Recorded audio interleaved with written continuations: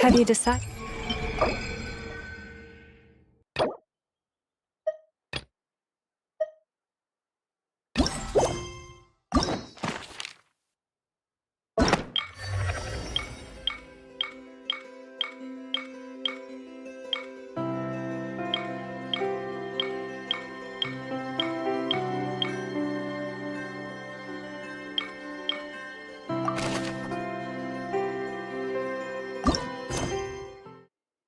Where you...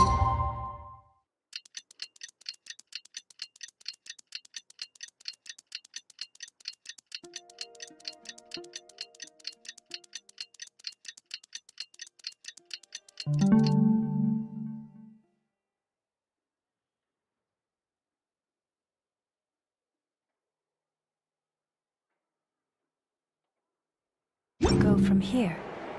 If not, why not find a patch of soft grass and rest a while?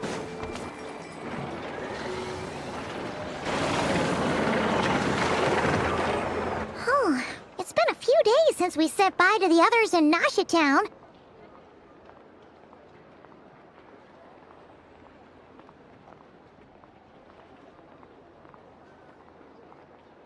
Still no news about Rarer, though. Where could he have slunk off to? If only he was gone for good.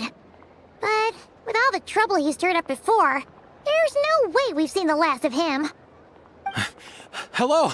You must be the traveler in Paimon? Mr. Flint has been looking for you. Unfortunately, there's been a serious wild worry. He thinks it's time to regroup and figure out a plan. The Wild Hunt? Oh, uh-oh. We better get over there, right away! Come on, let's go!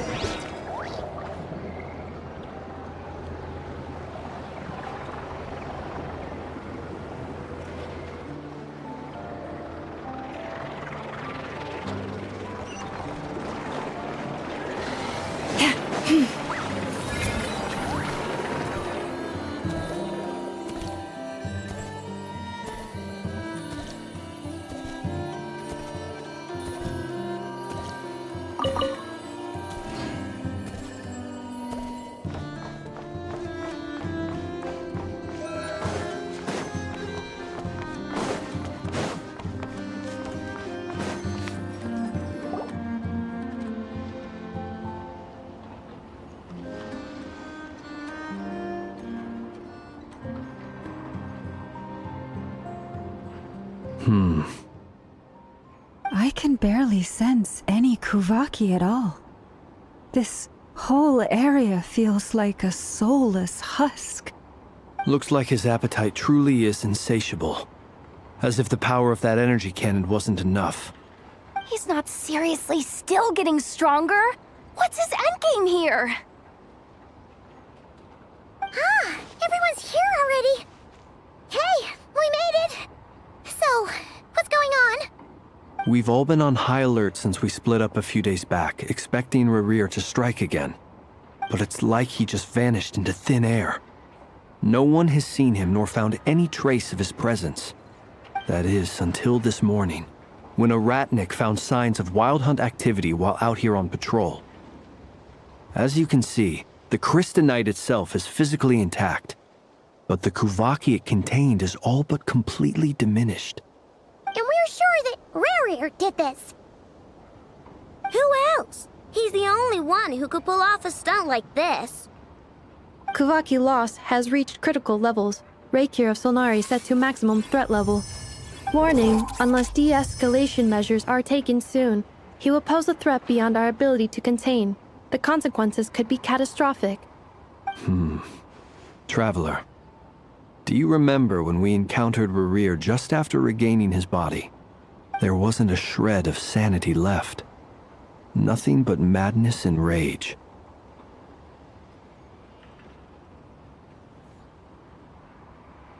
Yeah, didn't he shout out a bunch of names? Then he started raving about how nothing in this world mattered to him. Oh, Paimon gets chills just thinking about it. Oh, but the thought that he's still out there, lurking somewhere and not crying?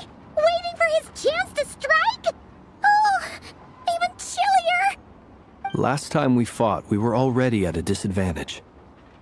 If he has such overwhelming strength, why would he suddenly go into hiding? Yeah, if I were him and I wanted more Kuvaki, I'd just take it by force. No point staying in the shadows. Unless something went wrong. His whole resurrection thing didn't exactly go smoothly. The other thing is, how does someone who's completely lost their mind still have the wherewithal to cover their tracks so perfectly? Beats me. According to certain medical studies, insanity does not always entail a complete loss of rationality. It may be that he is simply living in a world of his own. That actually sounds about right. He was ranting away to himself the whole time, like he had zero interest in talking to us.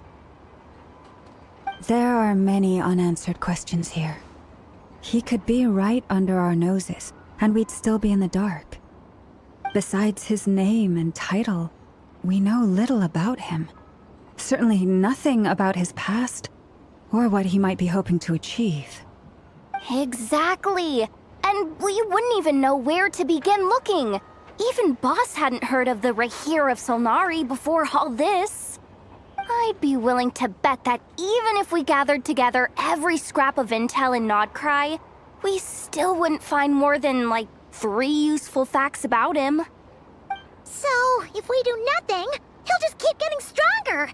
But if we want to investigate him, we have no idea where to look. Last time we had Marionette and her big robo-buddy to help us, and we still barely held our ground. If we had to face him alone...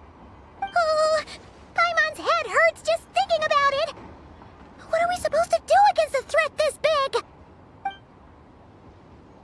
Well, I do have a little hunch about his next move. Given that he attacked the quarry, I'd say it's likely he'll target other places rich in Kuvaki.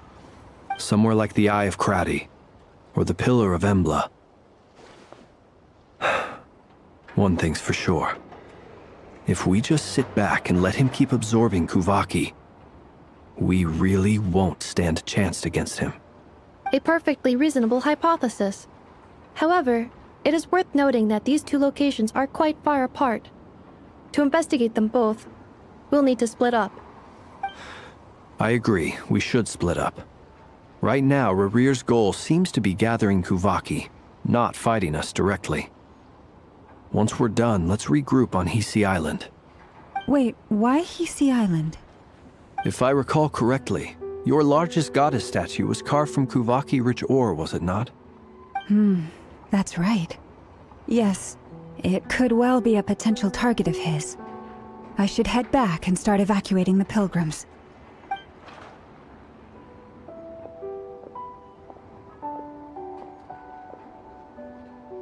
Splitting up's always gonna be risky. But I guess we don't have much choice, right? We're in a race against time here. And if we do run into Rarir, what then? That's when you follow the 3rd rule of treasure hunting. Run like the wind. Didn't you say the 3rd rule was go with the flow? I don't know. Did I? Anyway, whatever. In this situation, go with the flow means go find backup. Agreed. If anyone finds so much as a trace of Rarir, do not pursue him. Get out of the area and alert the rest of us as soon as possible.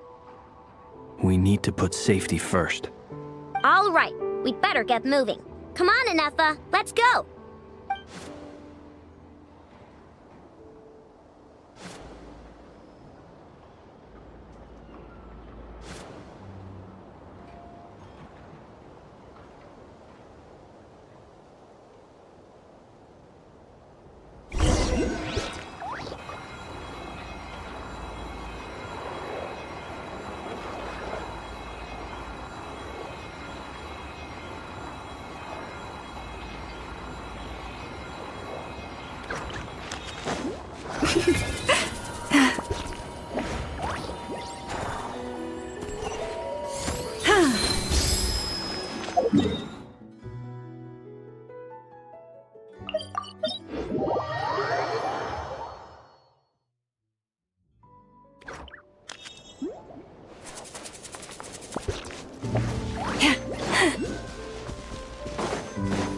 Hit. Yeah.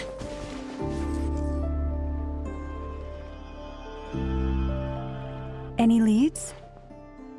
Nope. Diddly squat. No clues to where he might be hiding. It's like he's a ghost. It feels like we're sitting on a powder keg that could go off at any second. Oh, I hate this feeling. I'd rather face him head on than be left hanging like this. So, you guys didn't find anything either?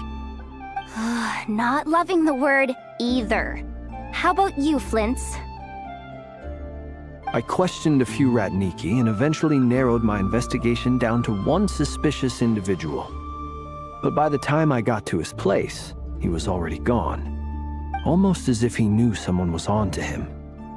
Either that or he's just extremely cautious and doesn't stay in one place for long. He's been biding his time for a while now. The question is, where or what is his next target? No idea. Since regaining his body, he seems to have lost all interest in the fragment in my possession. If he did still want it, he's had plenty of chances to take it. All we can do now is hope that Aino and Anefa turn up some leads. Darn it, Rarir. If you've got the guts, come face me one-on-one! Wait, he's actually here?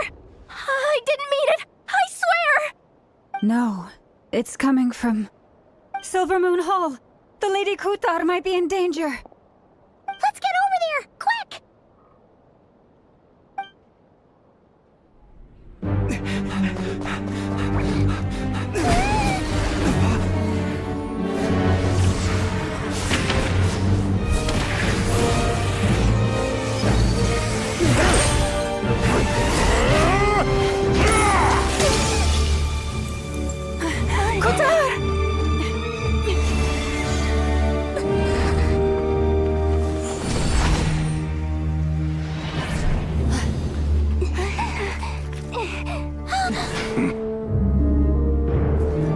Why is he attacking the damselette? What's going on? No time for questions. Stop him!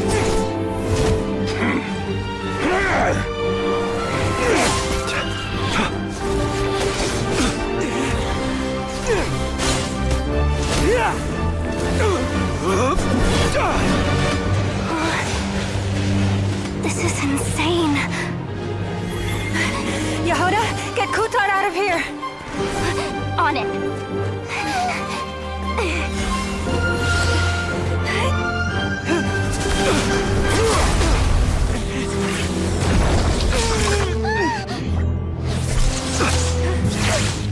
Look where your feeble light has gotten you.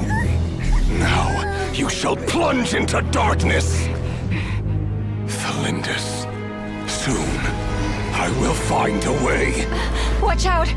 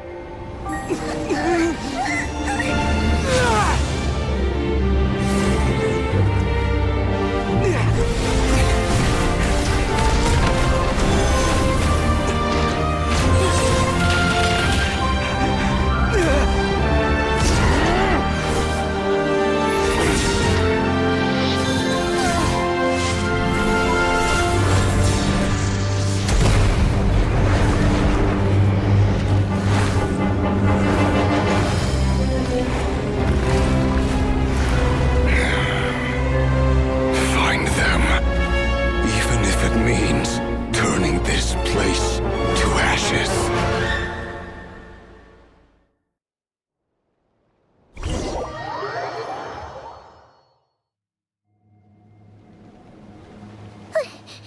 That was too close! We barely made it out of there alive. What's that guy's deal? How'd he get so crazy strong?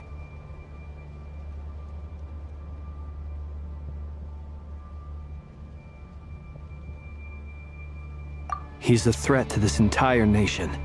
I doubt his strength could even be measured by conventional standards. I have a question. When me and Anefa showed up, we saw him chasing after this lady like he wanted her dead. What was that all about? We weren't there for the whole thing either. They were already duking it out by the time we arrived. Yeah, we didn't see how it all started. It all escalated so quickly, we had no choice but to step in. Kutar, can you shed any light on the situation? Kutar. Cross-checking database. I see. So you're the one that the Frost Moon Scions refer to as the Moon Goddess? Wait, she's the moon goddess? Oh, no wonder she looks just like all those statues. There are many reasons why people might worship the moon, and just as many why they might despise it.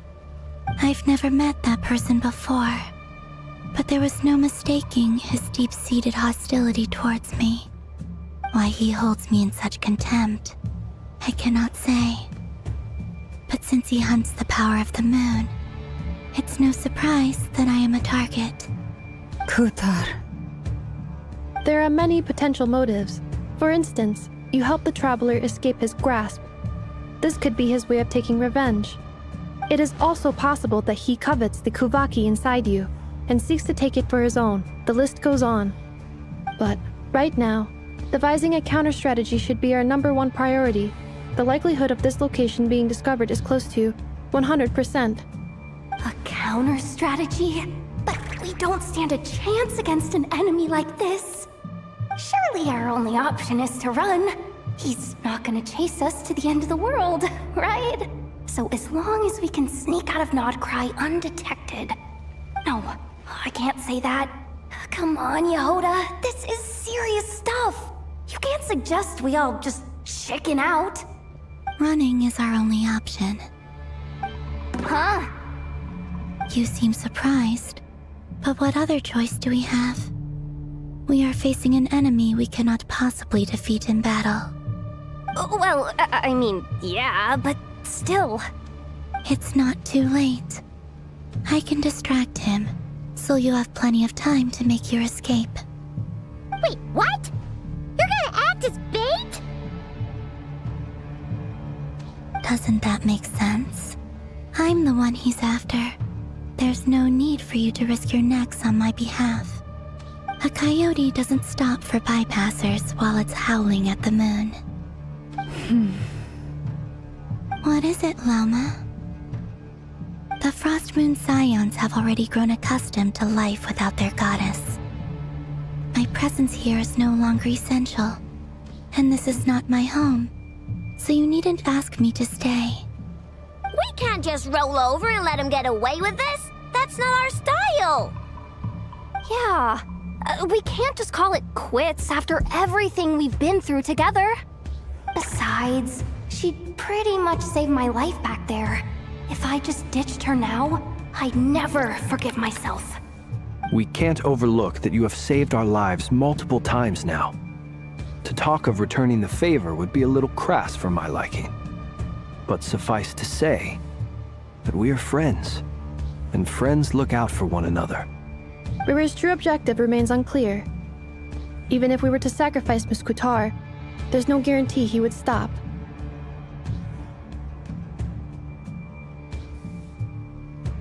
But Kutar, I know why you left the Frost Moon Scions so long ago.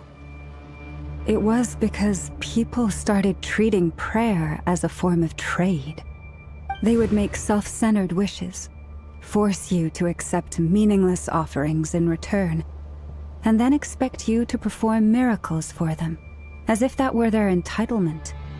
If it were me, I might have walked away too.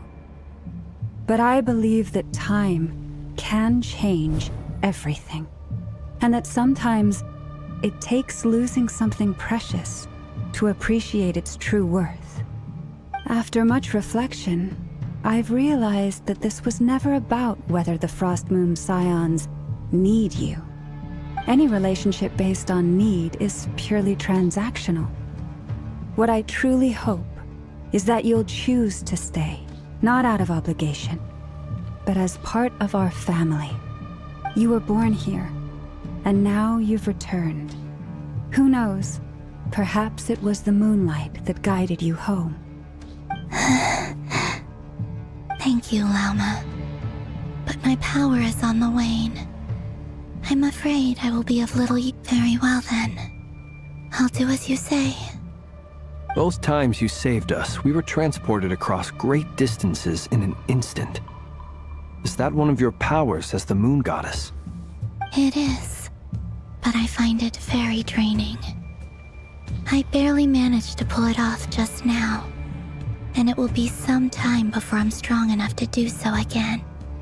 Rejected by the world, my power is dwindling. Like a lake cut off from its source, slowly shrinking away.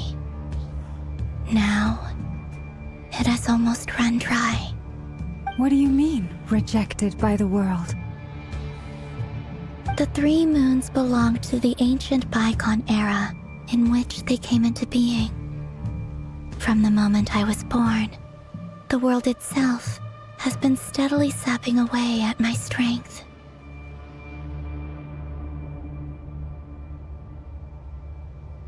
The 3 moons are not one and the same. As the goddess of the Frost Moon, I cannot wield the powers of the other 2. Yet moonlight has a way of blending together. Each can reflect the other's glow. So when our fingers touched, I was able to restore my strength by drawing Kuvaki from the eternal moon's marrow. But this method of recovery is painfully slow. If only we could find the... It's the Wild Hunt! Even faster than we expected. We'll have to finish this conversation later. See how those wild hunt creatures are running away from us. They're likely just a scouting party, which means Rerir won't be far behind. Then what are we waiting for? Let's get the heck out of here!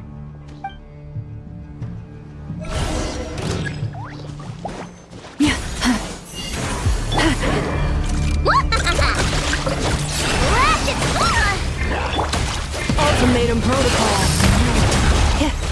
Cleanup sequence. Oh, they just keep coming! This is driving me nuts! Rerir's closing in on us. We need to pick up the pace. There's too many of them! And this time, we can't fall back on Kutar's house to escape! This goes on much longer.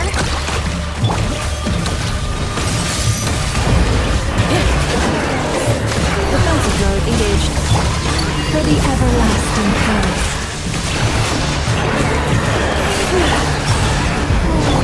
Beware the creatures of the night. Close your eyes. Rush attack! Preparing for dust up. Cleanup sequence initiated. With one heart, we pray. The long sleep fades. Observe. Night falls. Close your eyes. Night falls. Annihilation mode. Insulation chamber deployed. Team done, Weather Bomb! Chew on this! For the everlasting past. Receive my blessing. The night cometh. Be silent. Close your eyes.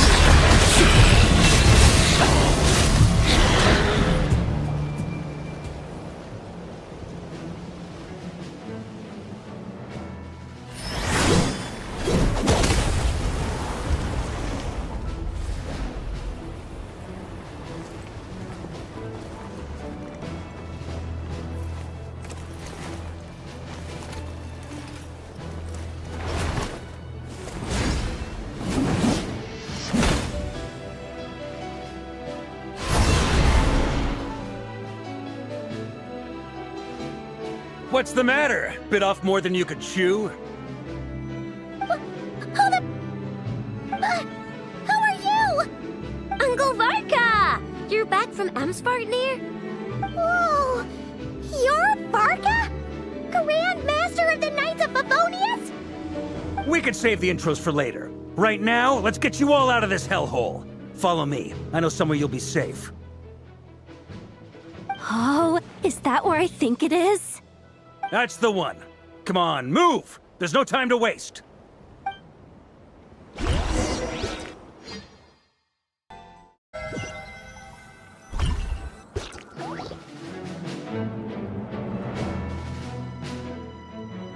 Wow!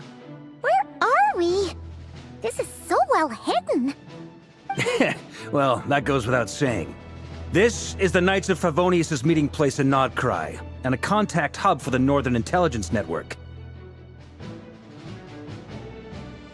AKA, the black market of intel. No matter what faction you're with, it's THE place to buy and sell information. Their headquarters are in Nodcry, but they've got contacts in every nation. As an expeditionary force on foreign soil, working with them has offered us the most effective way of getting our hands on reliable local intel. This is where we meet, so naturally, it's secure. Anyway, where were we?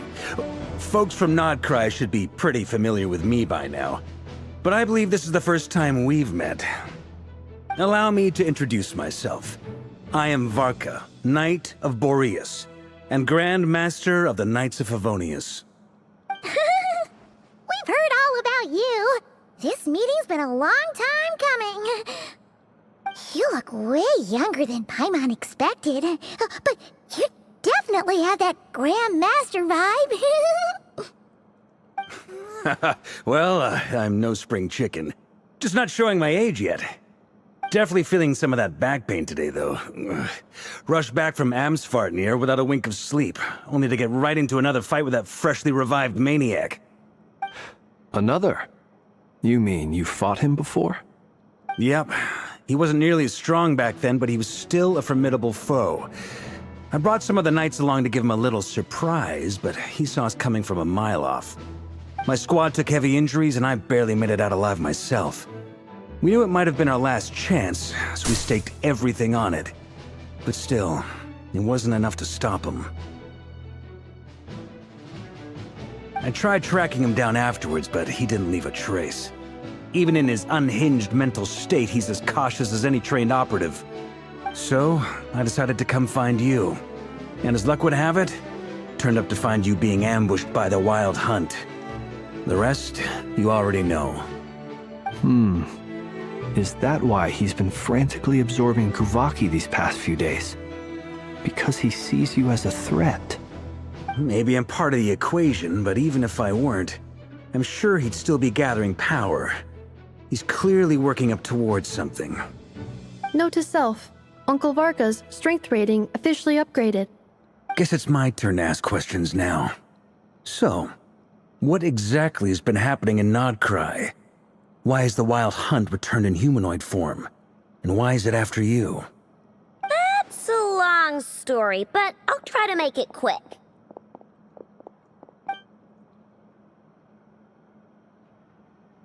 Wow, I had no idea so much had happened. Sounds like you guys have really been through it. So, the Kutar is actually a Fatui Harbinger.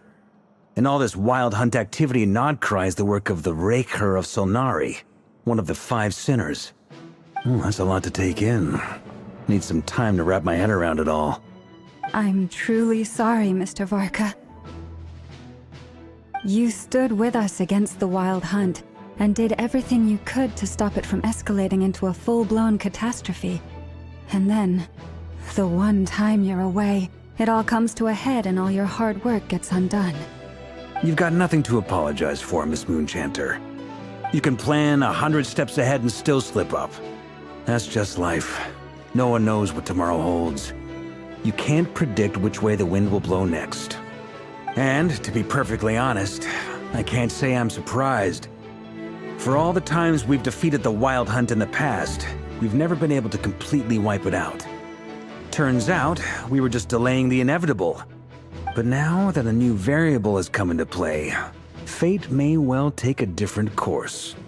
A new variable? You mean us? Who else? And in a strange way, I think his resurgence might not be an entirely bad thing. The Wild Hunt is like an unrelenting force of nature, but Rerir is an individual with an agenda.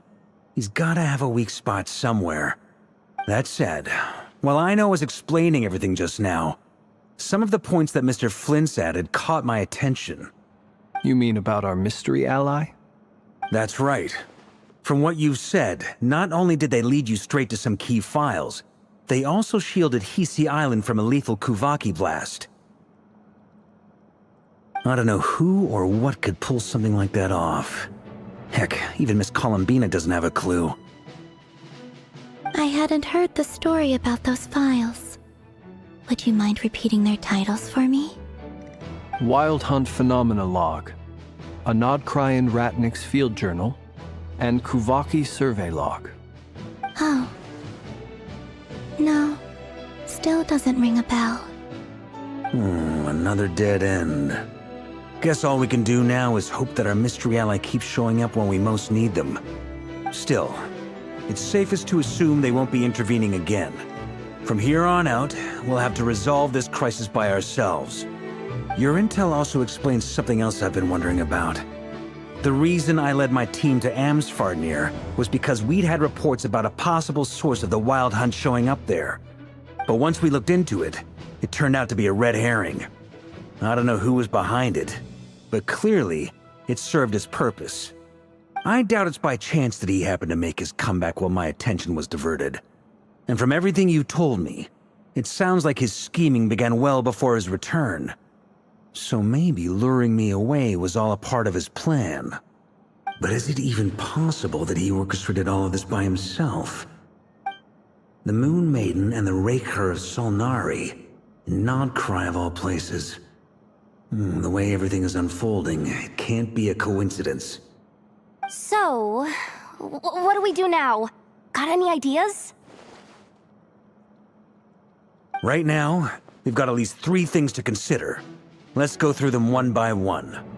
First, we need to figure out how to take down Rerir. If we can't beat him in a straight-up fight, the rest won't even matter. To my knowledge, the bulk of Nodcry's fighting force is already gathered here. But even with everyone united, we're still no match for Rerir in his current state, let alone with his power still growing. What if there was a way to tap into a new power of our own? How so? Have you thought of something, Columbina? 3 moons once watched over this world. The Eternal Moon was the largest. The Frost Moon was the brightest. And the Iridescent Moon was the most mysterious. They say that back then, the 3 moon goddesses wielded immense power, enough to shape the workings of the world itself.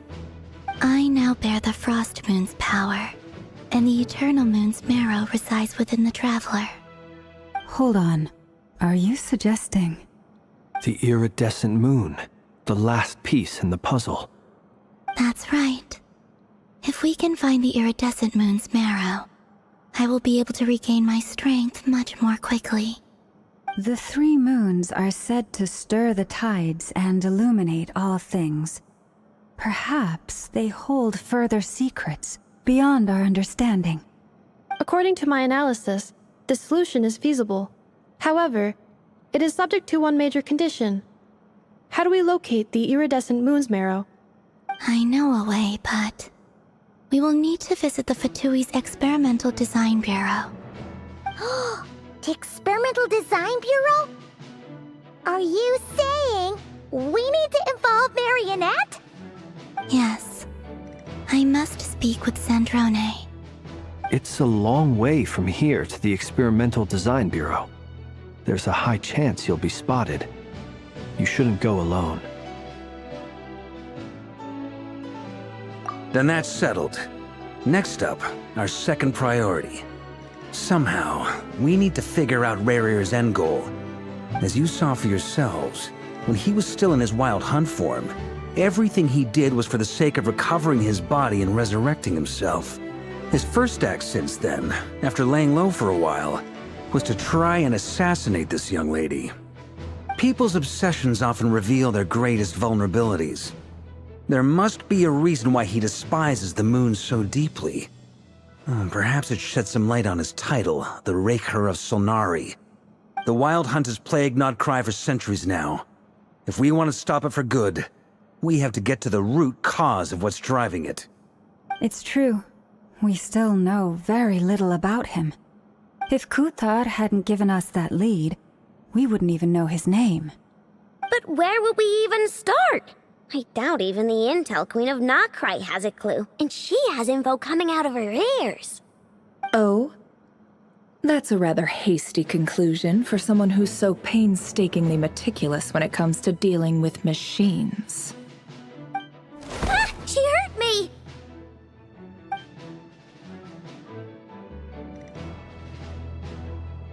Boss!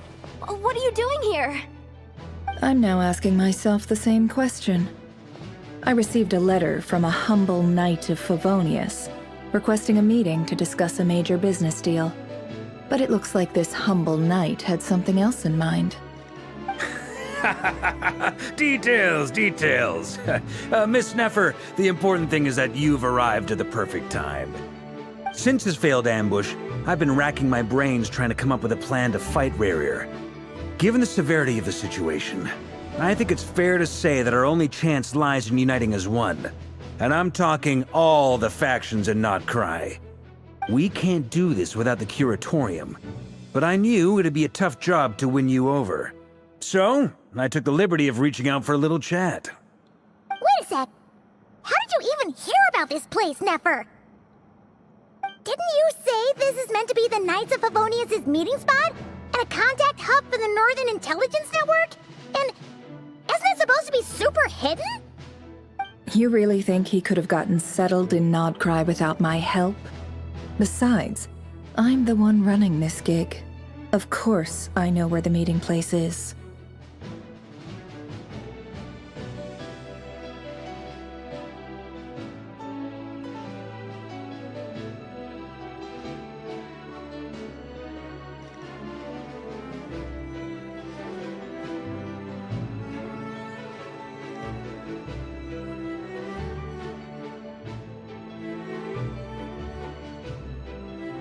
Allow me to introduce the current head of the Northern Intelligence Network.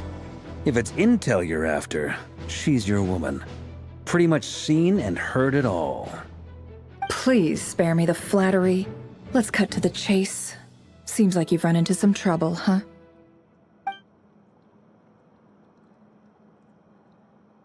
Well, this certainly qualifies as an unforeseen crisis. On behalf of the Curatorium of Secrets, I wish you all the best of luck. So you're just going to sit this one out? Why should I get involved? What could possibly be in it for me? What if we told you we can't do this without you? Oh? Then I'd say, you'd better make it worth my while. I don't work for free.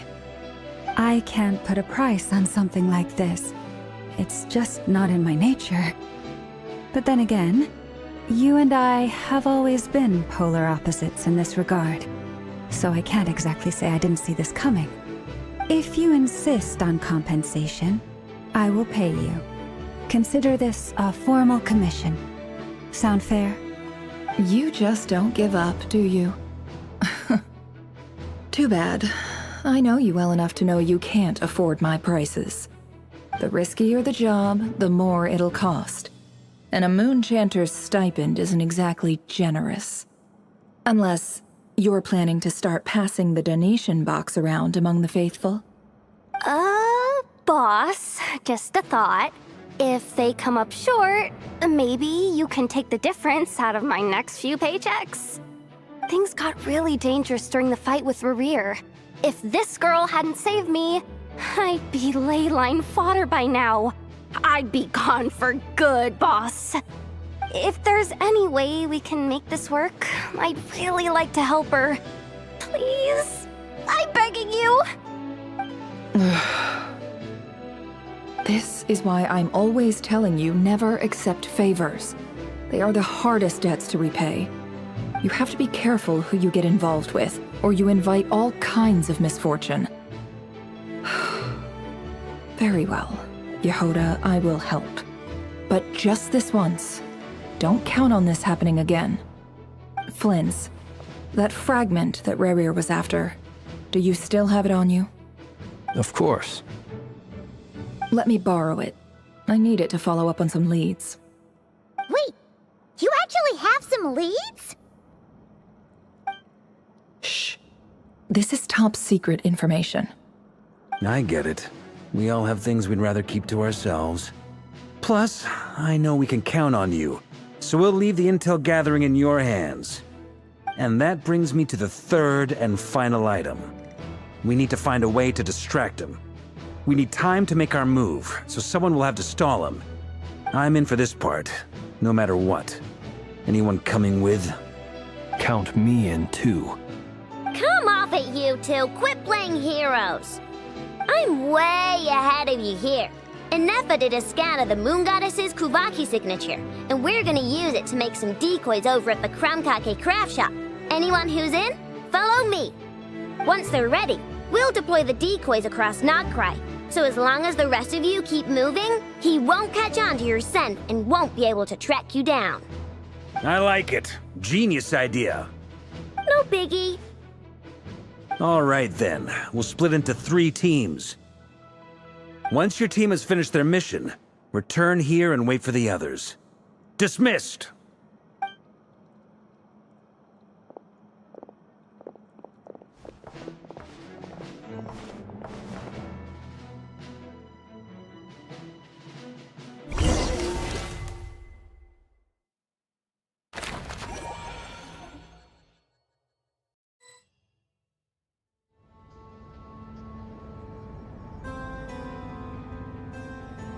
Lady Damselette. Wait, and you two? What are you doing at the Kuvaki Experimental Design Bureau? We've been doing our best to mind our own business lately. But if you're just gonna waltz up here like this, you're seriously pressing your luck. Don't blame us for doing what we have to. Huh! You really think that's gonna scare us off? We're not looking for any trouble. I just want to see Zandrone. Do I need to remind you that you're still a wanted fugitive for deserting us? Out of consideration for our former ties and the crisis we're all up against, we'll let you leave in one piece. But don't even think about trying to get inside. Let them in. But... Are you going to make me repeat that? No, my lady. Zandrone seems to be in a good mood. Must be maintenance day.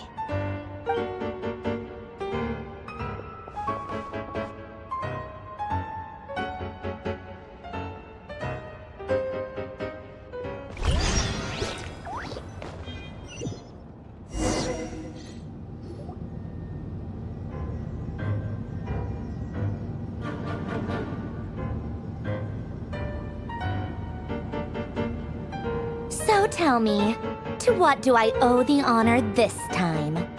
Actually, before you answer that, just so we're clear, we're not colleagues anymore, Columbina. I don't owe you anything. I promise it's nothing big. It seems like you've gotten the wrong idea here. The only reason I let you in was because I was bored. It seemed like a way to kill some time and satisfy my own curiosity. Whatever miscalculations I may or may not have made in the past, I haven't lost the plot enough to even consider sticking my neck out for your sakes. I'd like to speak with Arlecchino. What? Huh? You mean the knave? I'd like to speak with Arlecchino. Is she in Nodcry? No, she's not. Once the work on this facility was completed, she went back with the Rooster and Regrator. The only ones in Nodcry are me and... What is it you need to speak to her about anyway? Rerir is hunting me. If I'm going to face him, I must first retrieve the lost moon.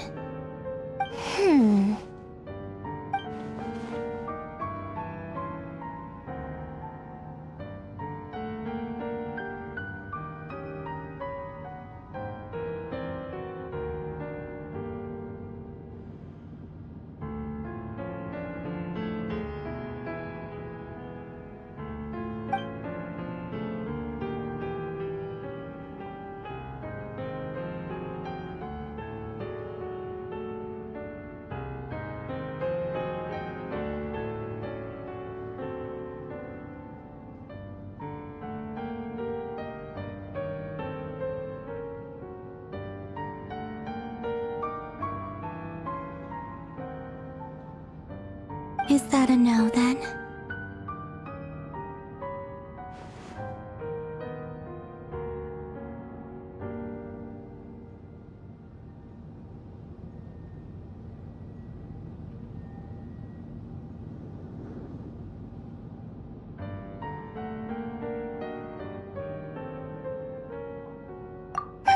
As if I need reminding. I was this close to settling things with him before someone decided to whisk me away to their weird little garden. Have you held any tea parties lately? Tea parties? Yeah, obviously. You don't seriously think we'd pack it all in just because you aren't here. If anything, they've been more eventful than ever. Just me, Arlecchino, and a bunch of insolent and sensitive guests who won't stop asking where you've gone. Oh, they've been a real joy. I bet you served them the worst tea you have. Just like you used to do to me when I upset you. Who cares about how good the tea is when there's no one around to drink it? I keep losing people. First Rosaline, now you? I'm running out of people who can make me laugh. Honestly, what could be more ridiculous than the multi-centenarian goddess, who's only ever had the plain herbal tea she received as offerings? You'd always brew a different type of tea for me each time. Was it really just to see how I'd react?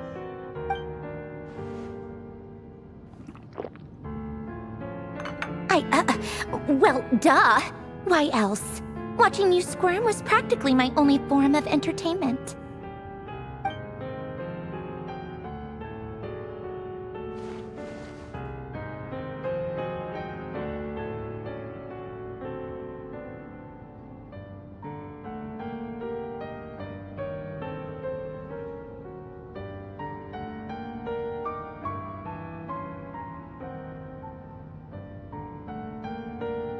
Oh, yeah. And Capitano sometimes used to bring Tartaglia around, too. But I guess we won't be seeing him again. Well, I guess we are overdue for a get-together. Polonia! Have Febronia pass a message to Arlecchino for me. It's time for tea. Will suffice. Pass along a message for me, too, if you would. My body cannot contain the marrow of 2 moons, so I'll be leaving one of them in her care. Excuse me? Who said you were on the guest list? If my tea meant that much to you, maybe quitting the Fatui wasn't your brightest move. Back when you were under the Tsaritsa's protection, no one would have dared come at you so openly. But that protection didn't come for free. In fact, I paid dearly for it. At the end of the day, it was just another transaction. I just got tired, that's all. I never wanted any part in their grand ambitions, and I've had enough of being treated like a bottomless supply of power. It brings back memories from the old days, when I was still worshipped as the moon goddess. Centuries on, it may be a different group of people, but I see the same greed in their eyes. I figured you'd leave eventually. You didn't have as much of a reason to stay as I do. The Tsaritsa gave you shelter and protection, but that was it. Nothing more, nothing less. Meanwhile, the Fatui demanded everything from you in return, until it was more than you could bear. I get why you left. And frankly, I have no interest in dragging you back just because the higher-ups told me to. But if you keep hanging around with this riffraff, the next time we cross paths, we might be enemies for real.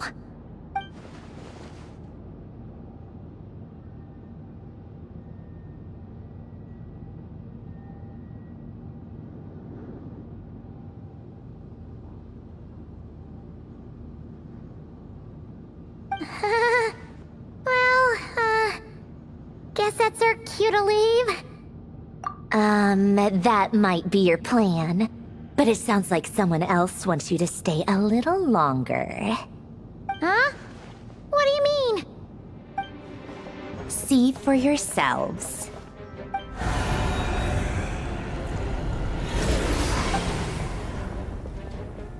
My lady, it's the Wild Hunt. A horde of monsters is headed straight for the facility.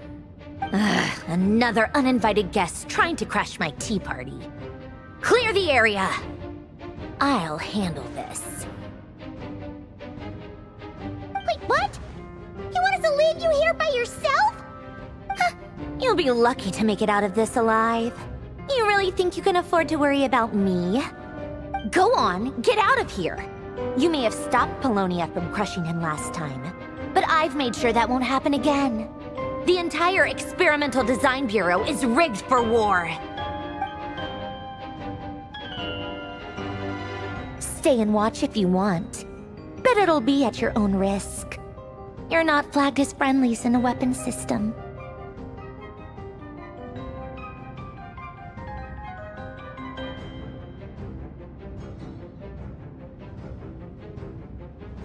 Don't tell me what to do! Look, if you're leaving, make it quick. Or you'll just get in my way. There's a secret passage on the second floor. It'll take you right to the plains out back. Stare all you want, Columbina. You're not getting another invitation to my tea party. I know. But thank you anyway, Sandrone. This is exactly why you shouldn't hang around with those people. All their melodrama and sentimental nonsense is rubbing off on you.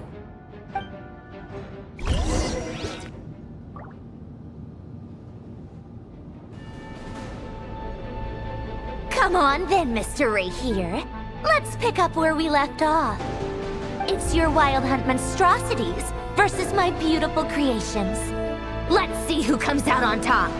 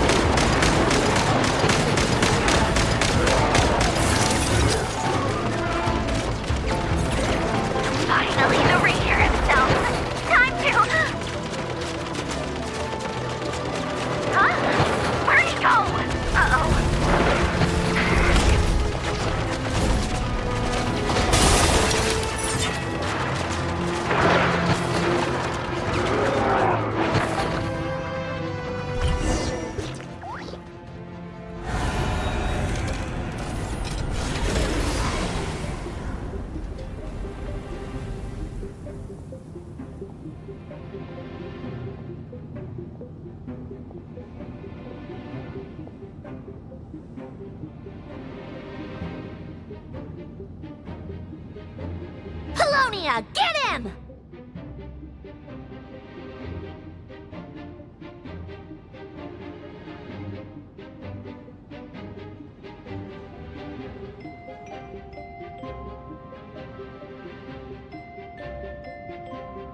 I've upgraded Polonia again since our last encounter, and uploaded every last scrap of your data. So let's finish this, once and for all.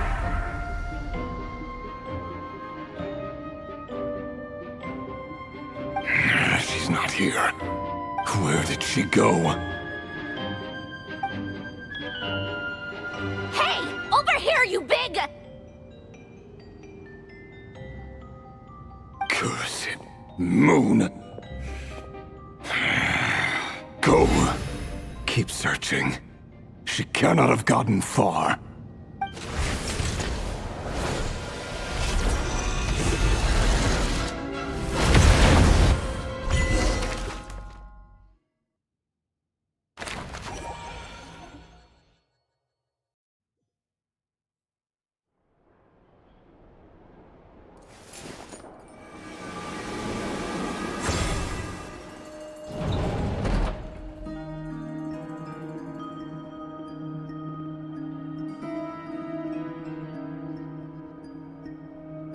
So this is your method for investigating Rarir's past. It almost looks like some kind of ceremony. Good deduction.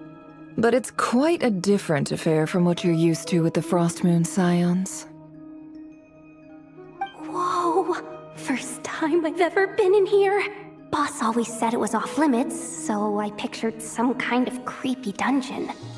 But it's actually kinda nice. Oh, I guess this must be Sumero decor? That's where Boss is from. And that nice shopkeeper who sold me my treasure compass. I'm not sure exactly what you've got planned, but it looks like you're all set. When do we begin? Whenever we wish. But for some reason, I've got a feeling this isn't going to end well. I've never faced Rarir myself, but from what you've told me, his power is beyond anything I could imagine. I, on the other hand, am just an ordinary businesswoman. Our paths should never have crossed, yet here I am, forced to make an enemy of him. If you ask me, you're about as far from ordinary as it gets. So what are you saying? You're getting cold feet? Once I take a job, there's no backing out. Still, I have to ask myself if the power I'm relying on will even work on an opponent of this caliber. And also how to make sure I come out of this alive if things spiral out of control. Death is the one thing we can take for granted. It is the great equalizer, however fortunate or unfortunate we may otherwise be. So it's important to consider how to spend what lifespan we have left. Come on, boss. Lighten up. Quit talking about death. It's bad luck. For once, I agree with you. When you're up against a foe like Rarir, there's no such thing as being too prepared. Is there anything I can do to help? That won't be necessary. I've already made up my mind. Time to cash in a precious favor I've been saving for a rainy day. Yehoda, I need you to find someone for me. The sooner the better. Eh? Find who? That shady merchant who sold you an overpriced treasure compass the other day. Come on, boss. You're pulling my leg again. In what way is she shady? She showed up when I was completely lost and sold me a neat little gadget that was exactly what I needed. Trust me, she's a good person. Anyway, I know who you're talking about. Don't go anywhere. I'll be right back.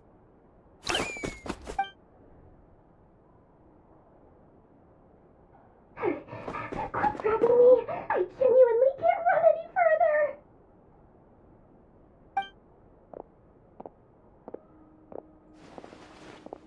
Hey, aren't you?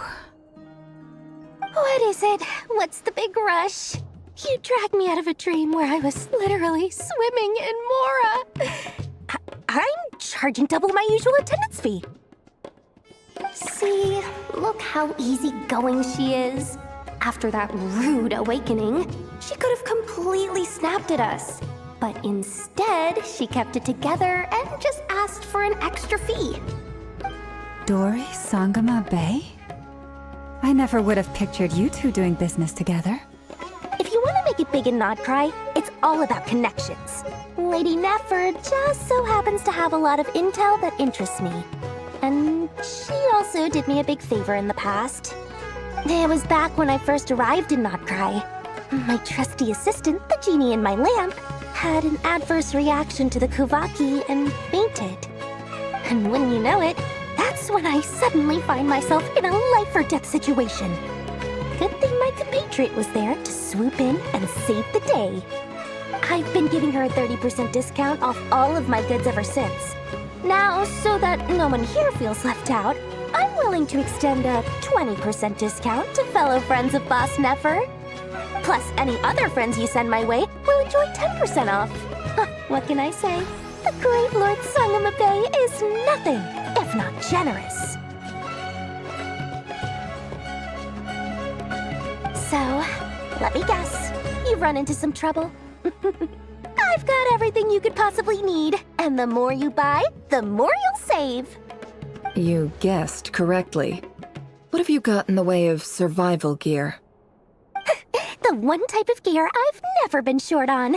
What are you looking for? A jetpack fresh from the Academia's labs? An ancient suit of armor dredged up from the bottom of the sea? At the very least, I need to know what kind of opponent you're dealing with here. If even you're worried about staying alive, it must be pretty serious. What if I told you it's someone with the power to bring a nation to its knees? Is that so? Then we really are talking top-shelf treasures. I don't have anything like that in stock right now. I'll have to ask my supplier. Your supplier?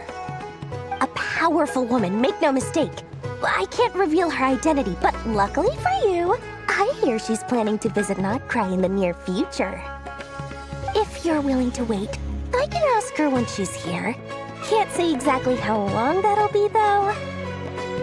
Then, let me put it another way. What would you do if you encountered an enemy like that? Roll over and serve yourself up on a silver platter? Of course not! I have a handy little trinket from one of my generous suppliers, which... Hold on. What exactly are you getting at? No, this is for my personal use only! Let's just say I'm borrowing it, all right?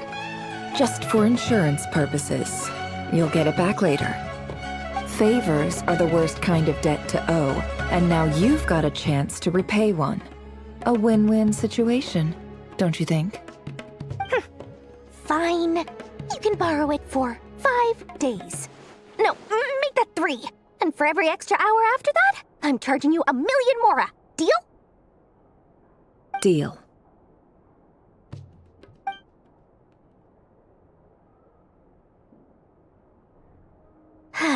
What a way to start the day. Now, was there anything else you wanted? Or can I go back to bed now?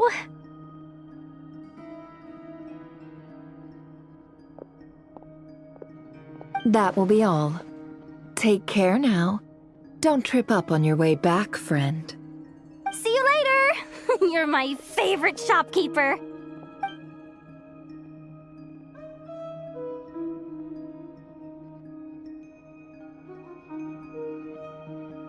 Excellent. Everything is well and truly ready. The ceremony can now begin. After initiating the ceremony, your minds will follow me wherever I go. You will see many strange things in your mind's eye. So remember, don't be frightened, and don't make a sound. Now then, let us peer into the Raker of Solnari's past.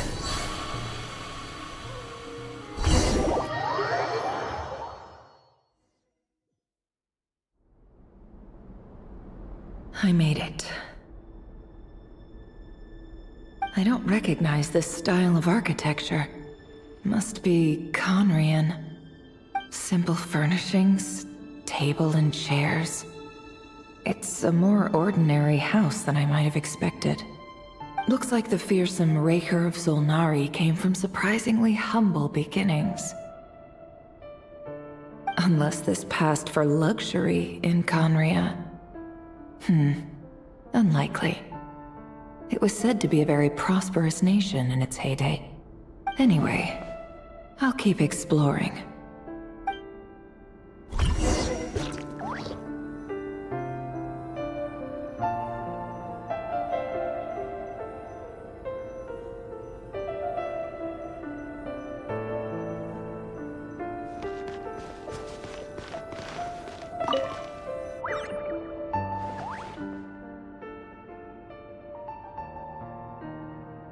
Hi, Rivier. Since you're working extra hours tonight, I thought I'd keep myself busy by checking out that new kebab shop.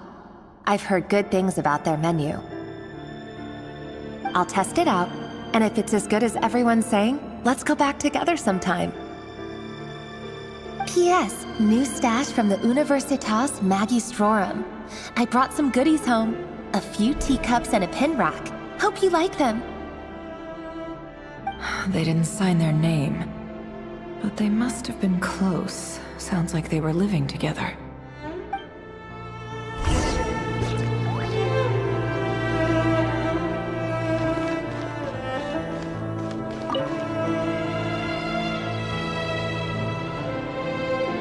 I went over to Joseph's for drinks today. They have a fine collection, but I went alone. Felindis was tied up with something and couldn't make it. Joseph asked why I came alone, but I didn't really have an answer. He then went on to ask about other things. If you ask me, someone who asks that many personal questions is too nosy for their own good. But if he invites me again, chances are I'd still go. Felindis. That's the same name Rerir mentioned. Crane imports keep falling. If things don't pick up, we'll soon be back to meat and mushrooms only. Honestly, I'm not a huge fan of that new type of mushroom everyone's been into lately. Didn't it start out as a lab-grown variety?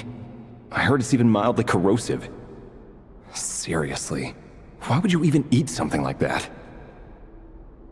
I don't care if it's an impressive feat of alchemy. That just isn't the kind of thing I like to eat.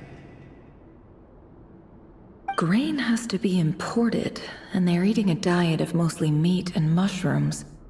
Could it be because Conria is underground, so it doesn't get much sunlight?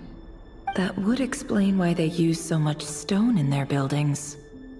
They even use alchemically modified strains for food. Seems like the people of Conria don't have many options when it comes to dining. I've just about saved up enough now. Time to buy it and keep it somewhere safe. Making a big purchase. I wonder what it is.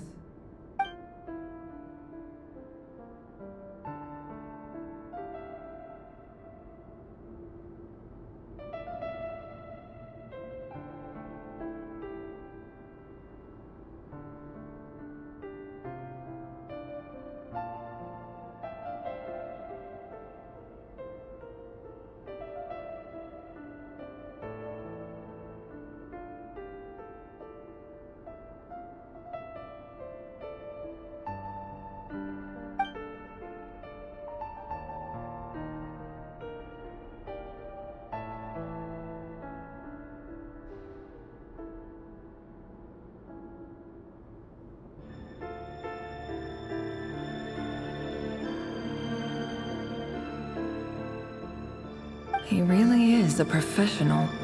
No wonder he's so good at covering his tracks. Despite what he's become, it seems like he's retained certain habits, at least in this regard.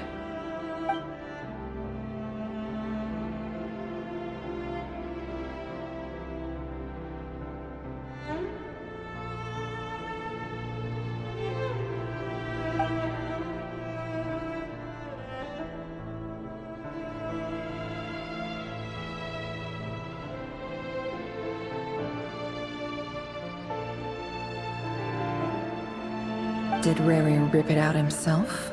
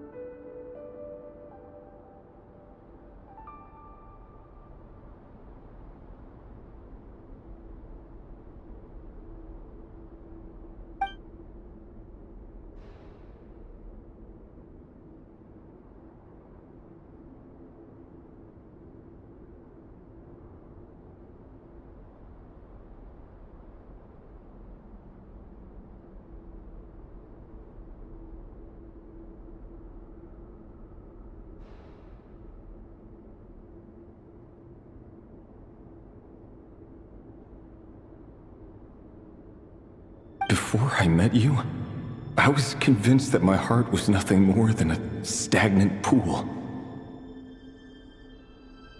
The burial place of a fallen moon. A withered, windless grove where the waters rested forever unrippled. It was you who helped me see that my heart hadn't entirely withered away. That it could still beat to the rhythm of love. This is just trivial sentimentality from the looks of it. Why would he go to the trouble of hiding that? The burial place of a fallen moon.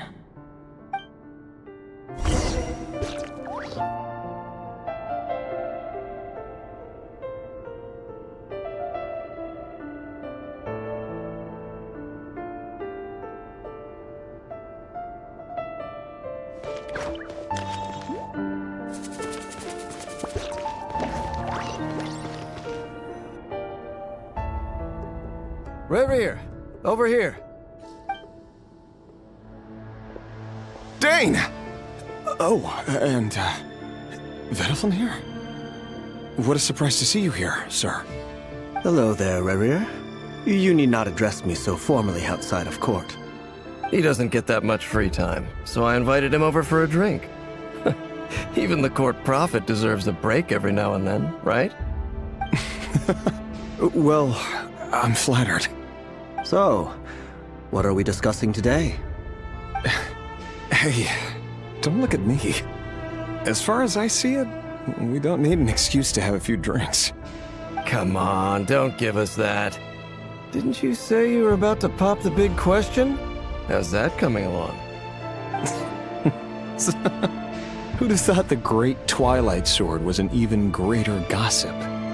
I just didn't expect you to be the first one to settle down and get married, that's all. Yeah. If you told me that a few years ago, I wouldn't have believed you either. So, are you planning to come clean about your job then? I'm guessing you still haven't told her. Sure, I'll have to tell her at some point. But I'll need to pick the right time and place.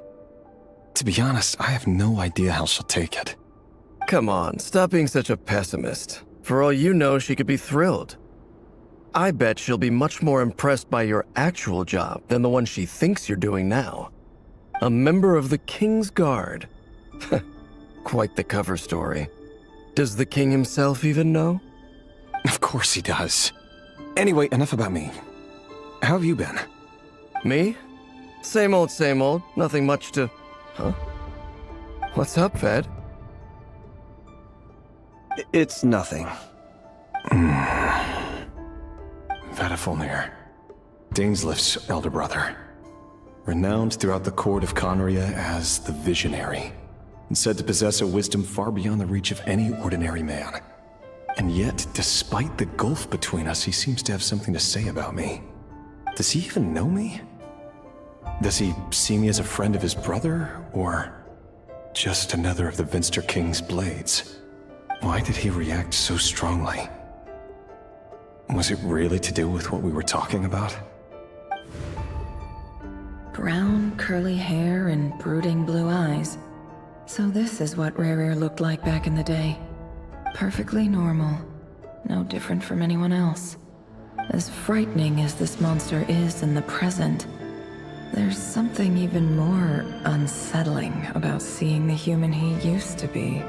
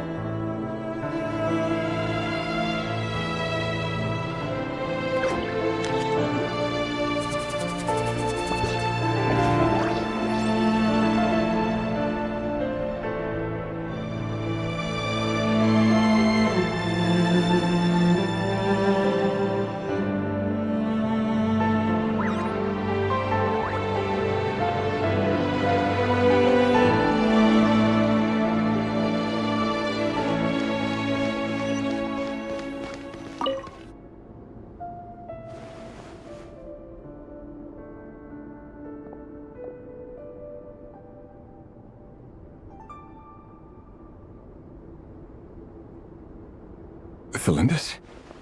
You're back early? Our equipment's being serviced today, so I got off earlier than usual. How's your day been? Aw, why the long face? Is something the matter? Has your boss been giving you a hard time again? Went for a drink with Dane and the others after work. Isn't that a good thing?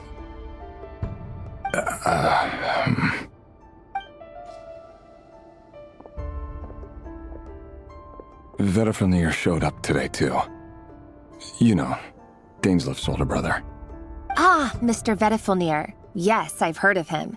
They say that everything he says ends up coming true. He overheard Daneslif mention that I'd recently proposed, and seemed to have an issue with it. But when I asked what it was, he kept it to himself. So, you're worried? You could be such a child sometimes, Revier. We're nobodies. Why would the Visionary be concerned about us? I'm sure someone in his position has much bigger fish to fry. Maybe you're right. You worry too much, Revier. We've been together for ages now, and everything's been going so well, has it not? You've even proposed to me. So, you do remember. Tell me then. What's your answer? Like I said, I need some time to decide. You can't just rush into things like this. We may be nobodies in the grand scheme of things, but if we want things to work out, we've still got to plan ahead. All right. Take your time. Just don't keep me waiting forever. Nobodies. Sounds about right. In the eyes of people like Vedifilnir and Daneslif, what do we matter? Can someone whose gaze is so fixed on a far-flung future even see the present clearly? Besides, the dynasty's fate rests with the king and his inner circle. Whatever I do, it won't make much difference. Meanwhile, every idea they come up with, and every decision they make, it affects everything. These days, the king is lost in his research, and the purge of the Crimson Moon bloodline grows ever more intense. The opposition tried to speak out, but nothing came of it. And I'm under no illusions as to why. Because we eliminated them and got rid of their bodies. A man can have 1,000 reasons to carry a sword, but there are few good excuses to use it. Yet the king has never even considered a gentler approach, and he never will. What becomes of someone who kills on another's behalf? Can he ever find true peace?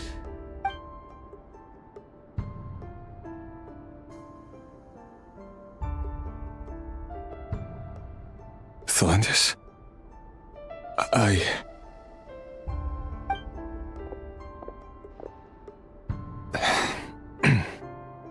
It's nothing. You were right. Fate has never smiled upon nobodies like us. But by the same token, it's unlikely to bear a grudge against us either. There's no reason we can't keep living happily together, cherishing the simple joys of each day as they come. See? You just need to stay positive, Revere. I can feel your warmth, your breath. You're right there, right by my side. Just seeing you makes me happy in a way I can't explain, and that's something that no one could ever take away from me. So smile, my love. Let go of that frown. You're right, Thelindis. I've just been overthinking things. That's better. Getting caught up about things like this will only ruin our evening. Speaking of which, all set for the ball tonight? I need to go get ready. You go ahead. I just have a few things to take care of, then I'll come join you. Even busier than the big shots, huh? Fine, I'll go get started. But don't be late. If you keep me waiting too long, I won't be a happy bunny. Relax. I'll be there. Seriously, though, you drive a hard bargain. You're really gonna leave my proposal hanging and still expect me to take you to the ball? Well, that goes without saying. I already told everyone I'd be coming with a dance partner. Besides, they're two completely different things. Let's take it one thing at a time, all right? All right. White outfit it is. It seems like Rerir was deliberately hiding his ties to the intelligence services by giving the impression that he was just an ordinary member of the Venster King's Guard. He clearly doesn't want his would-be fiancée to know about his other life. Then again, that's hardly surprising. People in the intelligence trade rarely do. Who'd have thought we were in the same line of work? Let's dig a little deeper.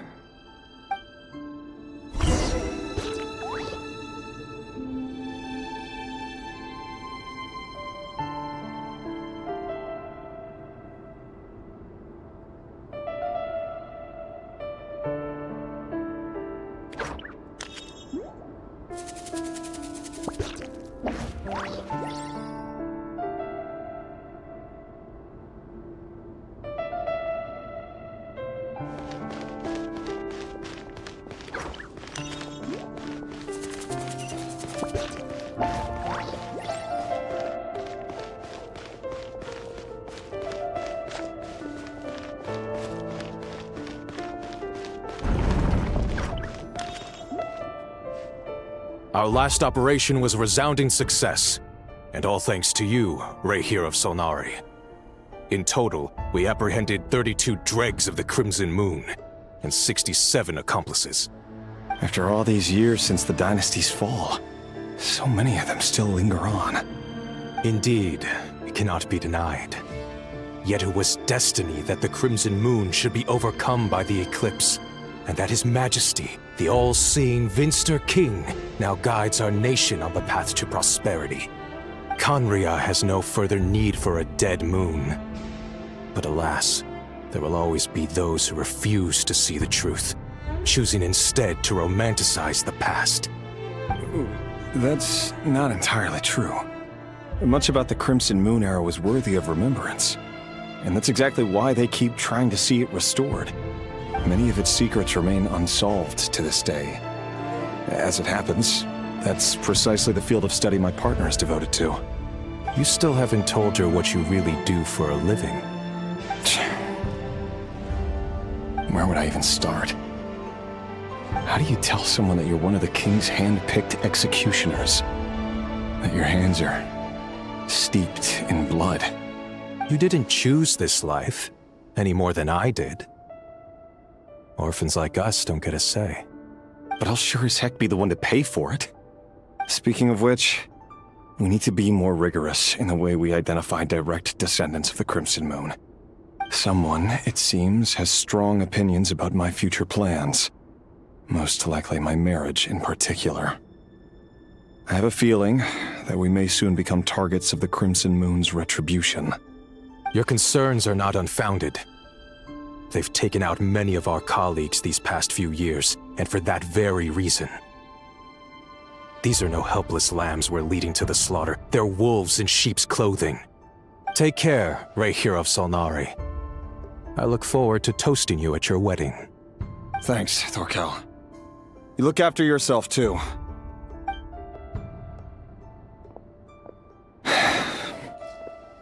Thelindis, I never wanted to keep this from you. You're the last person I would ever want to lie to. But that's exactly why I can't tell you everything. There are things you shouldn't know. Things you cannot know. The moonlit dynasties are a thing of the past.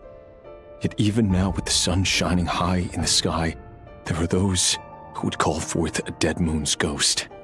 Could that be why Vedalfnir held back? Or was it because of some court secret he's not at liberty to share? I have to get a clear answer from him. No matter what happens, I will protect Thelindis. Rerir seems to be very concerned by Vedalfnir's reaction. Vedalfnir and Dainsleif, the Visionary and Twilight Sword.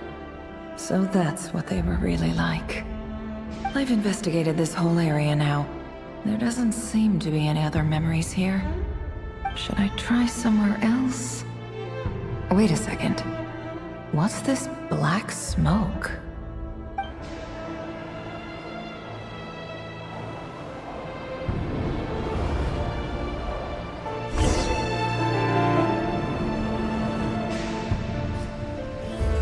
So, he's late after all. Just you wait, Rerir. You're in for it. Big time. Are you waiting for someone, ma'am? Could I tempt you into buying some flowers? Oh, sure. Pick me out a pretty bunch if you would. Thank you. But I'm afraid none of them are as pretty as you. For someone so young, you sure have a way with words, don't you? I'm only telling the truth. Look me in the eyes. You'll see I'm not lying. May we have a word in private? Who are you? And what do you want? It doesn't matter who I am. Too many of our kind have fallen lately, so I decided to take the risk of reaching out. Not long ago, the Rehir of Solnari led an assault on one of our strongholds. We suffered many casualties, and many who came to our aid lost their lives as well. Sorry, I don't know why you're telling me this. And I don't want to get involved. Wait, hear me out. This time we finally got a clear look at his face and learned his true identity. His name is Rerir, and he claims to be one of the King's guards. What did you say? A cruel irony, isn't it? The man you're set to marry leads a double life as a brutal executioner. But surely, you must have caught a whiff of the blood on his hands. Why are you telling me all of this now? Simple. It's because... How strange. Rerir was nowhere to be seen in that memory. It clearly belonged to Thelindis. Rerir couldn't possibly know what happened if he wasn't even there.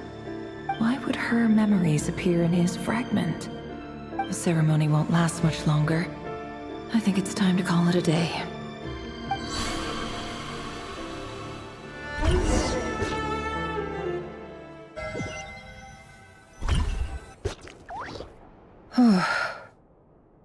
So that was your doing? Did you just pull us inside Rerir's fragment to spy directly on his memories? Any more questions, and I'll have to start charging. I had no idea you could do that, boss! Seriously, that was amazing! We're not worthy. We're not worthy! I gotta admit, though, I'm itching to see what happens next. Feels like we barely scratched the surface. I'm just as curious as you are, but the ceremony only allows for limited time inside. That's all we can see for now. Luckily, we managed to learn quite a lot. So far, so good. I just hope the others are doing okay too. Especially the group with the Traveler. Their mission is a risky one. Let's hope it's all going smoothly. If you're worried about them, go see how they're doing. If I know Boss, she's gonna need some time to write up all the details and make sure it's all coherent. I'll stay behind to lend a hand, but feel free to head back and meet up with the others.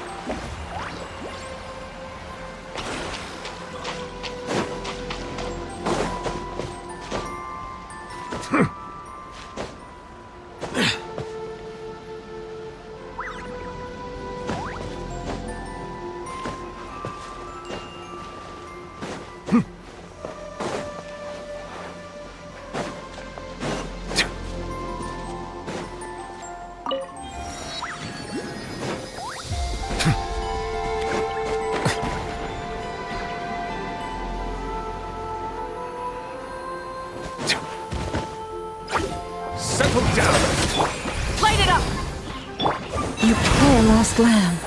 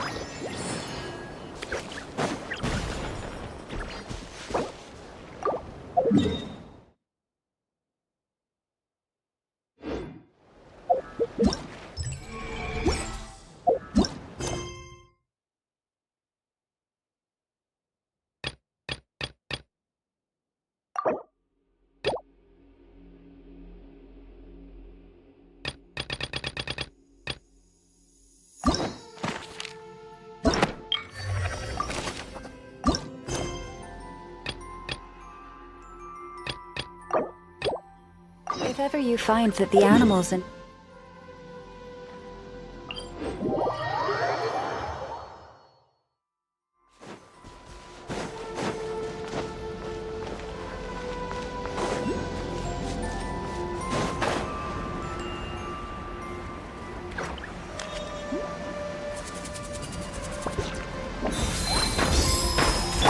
Rise with the sun!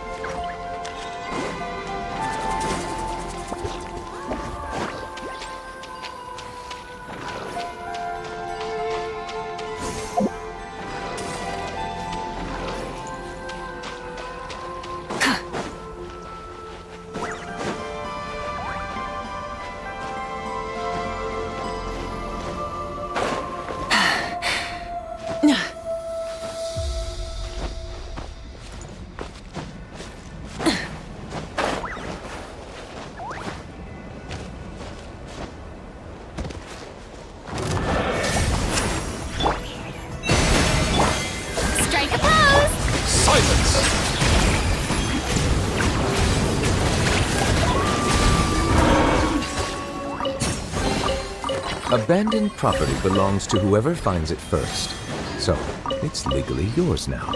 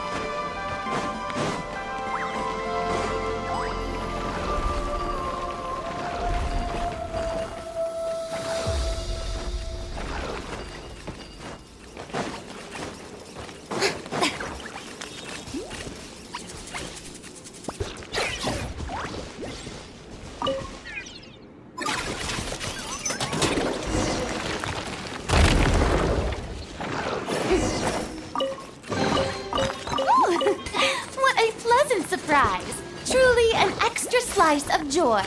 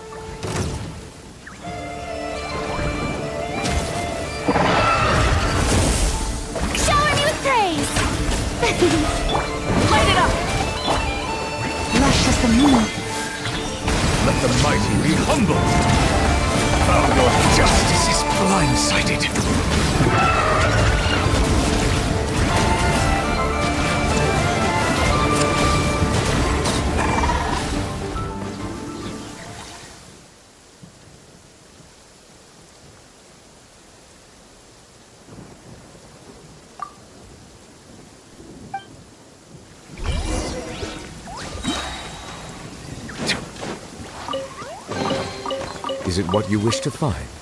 Hopefully the excitement of opening a treasure chest has at least made it a worthwhile experience.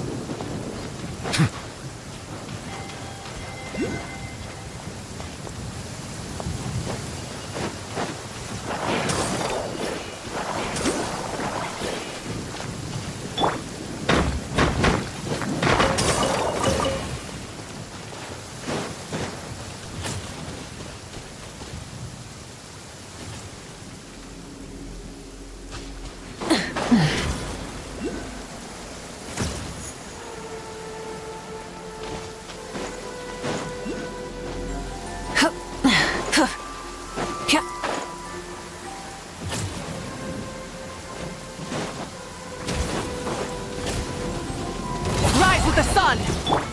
Strike a pose! Branches a song.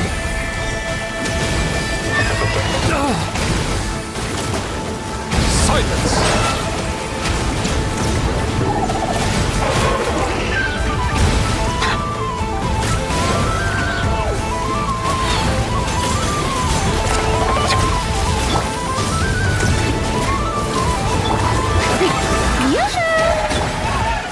Forest, protect us.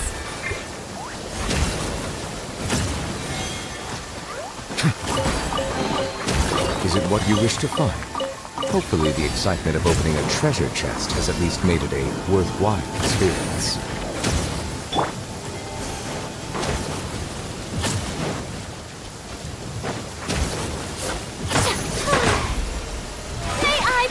Light it up! Yeah!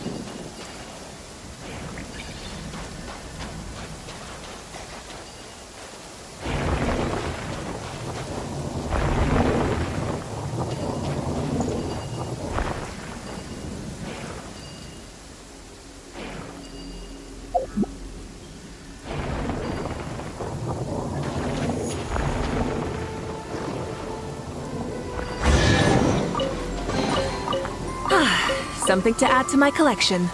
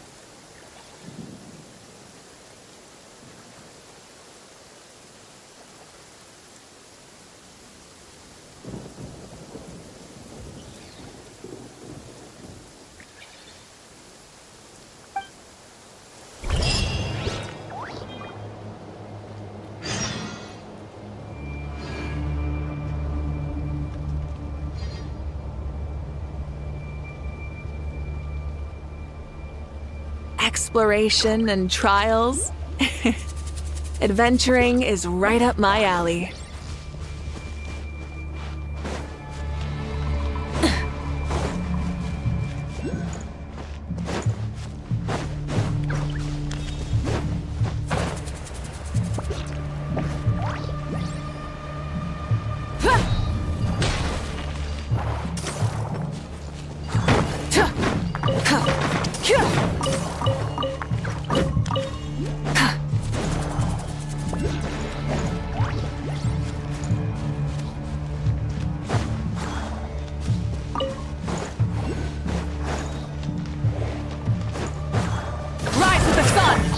The show begins!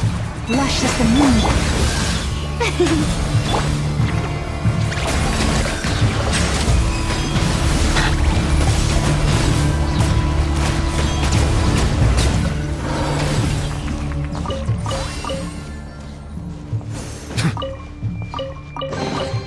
Abandoned property belongs to whoever finds it first.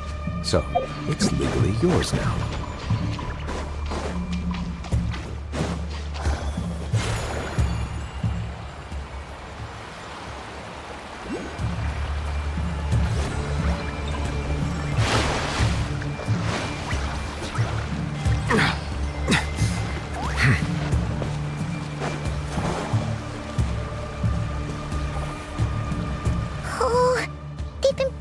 around for nearly 2 days now. These things just won't quit. They might not have seen us yet, but with them constantly sweeping the area, our way out is completely blocked.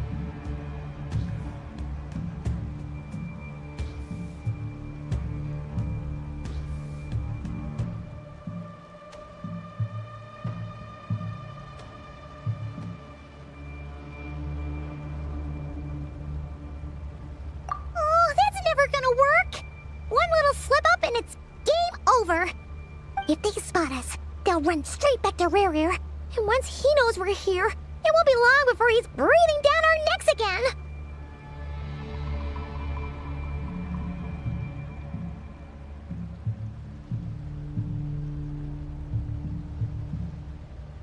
Oh, guess you're right.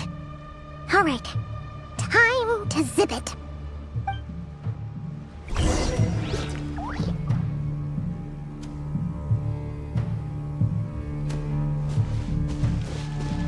Quick, hide! We almost got spotted! Phew! That was a close call.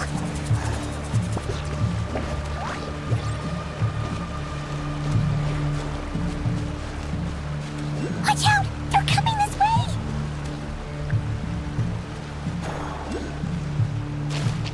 Keep going. We're nearly there. This is the final hurdle.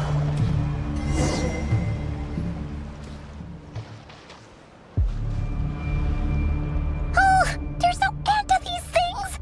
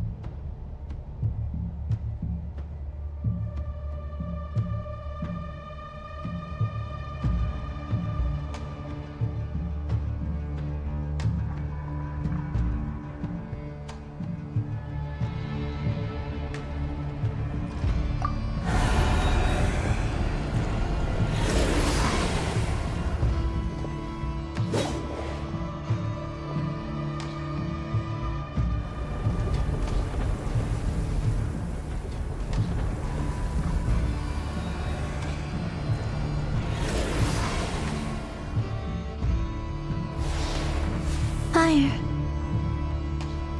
Fire? Wait, what's that smell? Oh no! There's a fire!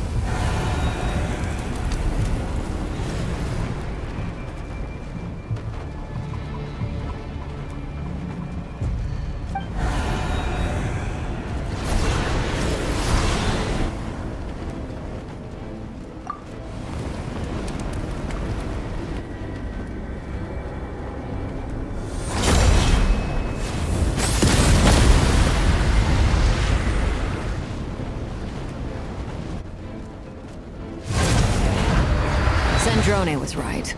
You look weak, Columbina.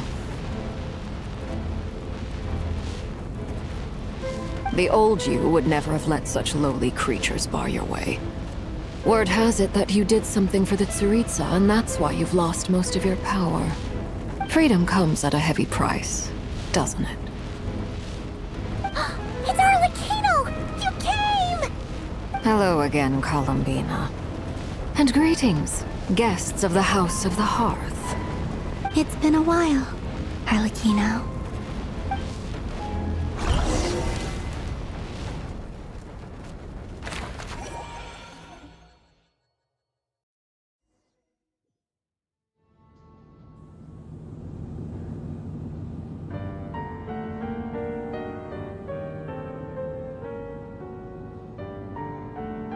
Stupid right here of stupid Solnari. Ugh, whatever. I've got all the data I need. Next time we meet, you're finished.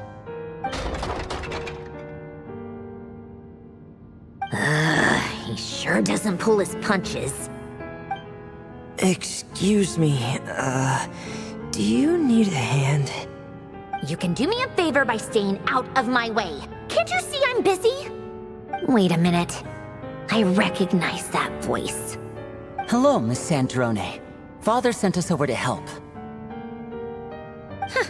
How considerate of her.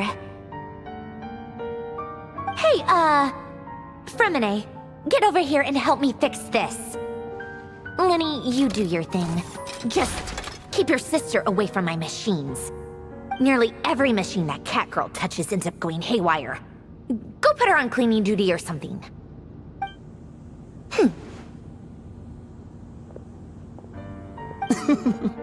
Then let's start downstairs. Fremine, we'll leave this place to you. You've got it. Wait a second. Pretty sure there's still some tea in the cupboard. If you want some, you'll have to make it yourselves.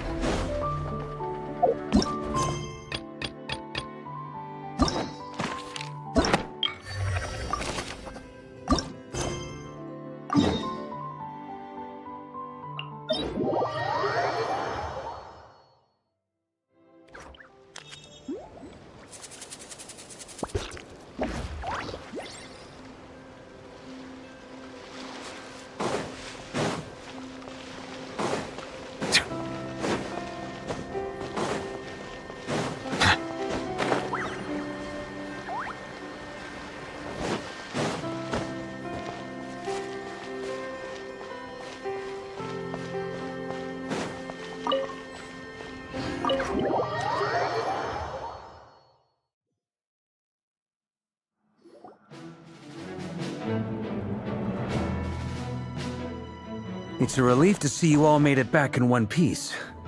Huh? Feels like there's quite a few people missing. Where's Flint's and the others? And what about Nefer? I returned ahead of them. Flint is helping Aino and Anefa to set up the decoys and buy some time. As for Miss Nefer... Boss is still wrapping things up on her end. She sent us back to fill you all in on the top secret intel we've been gathering. I see. Then let's get right into it. But first, who do we have here? You brought someone else in to help? Greetings. I was invited here to help as a longtime Tea Party companion of Columbina's. You may call me Arlecchino. Surely it can't be. Those eyes. Oh, where have I seen them before? Wait, of course. In those memories we just saw. The only Arlecchino I know is the fourth of the Fatui Harbingers. So either you share a pretty uncommon name, or you're more than just a Tea Party buddy. You're well informed, Grandmaster.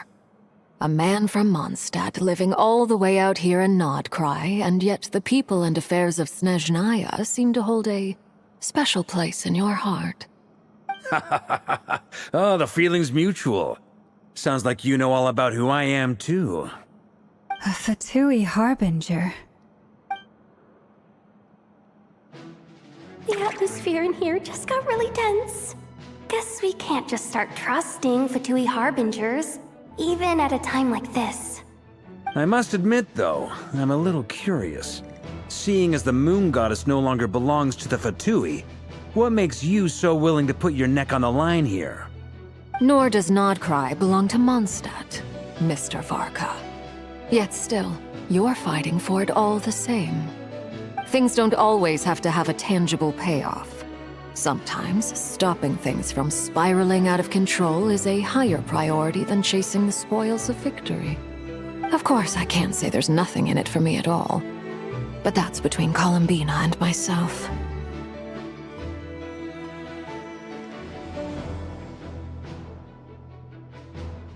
Forgive me. I don't mean to doubt you.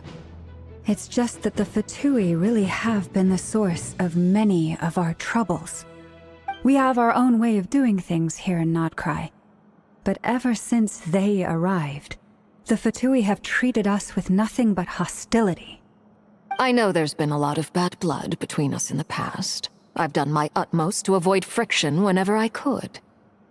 But sometimes fundamental conflicts of interest simply can't be settled amicably. That's why I'm here solely in a personal capacity. This has nothing to do with the Fatui. As a gesture of good faith, I'll be frank. I can help Columbina track down the iridescent moon's marrow, which will help her restore more of her power. Anyway, what else is on the agenda? Let's begin. She says she'll be frank, then completely skips over the details. Looks like she doesn't want to give away too many secrets after all. But she clearly wants to change the subject. It'd be awkward if I tried to bring it up again now. I guess we'll just have to go along with it. She's the fourth of the Fatui Harbingers after all. One look and you can tell she's not someone you'd want to mess with.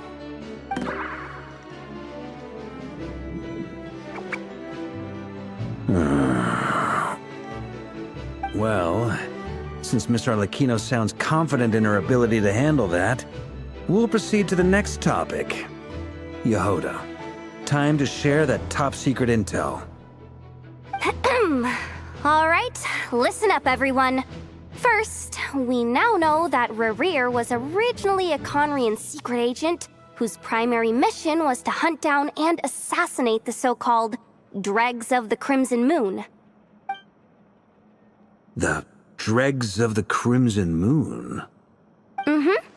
In the memories, there was a lot of talk about the Crimson Moon and Eclipse, and a whole bunch of other stuff from the time of Conria. To my knowledge, those were the names of two different Conrian dynasties.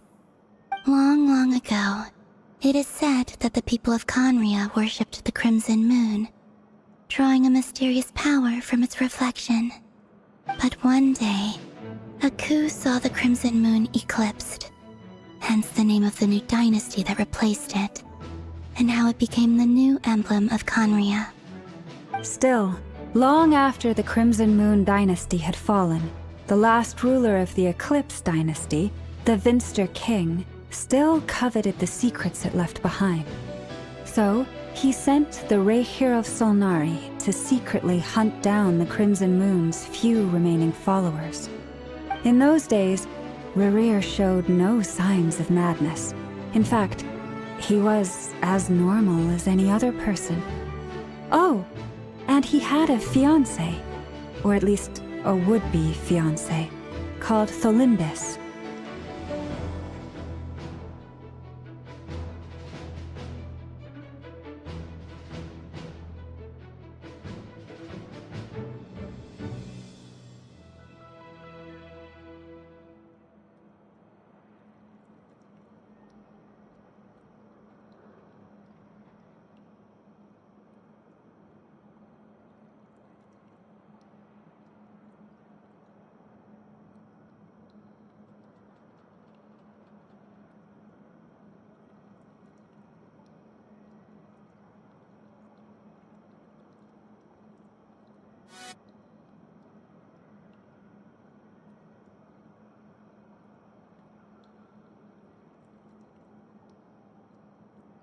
What's the matter?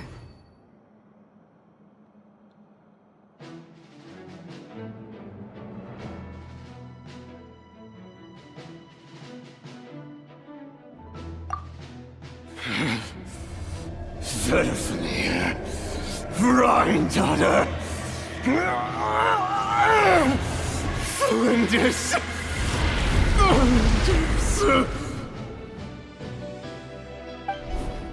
Interesting. Anything else? What about this would-be fiancé of his? Do we know anything about her?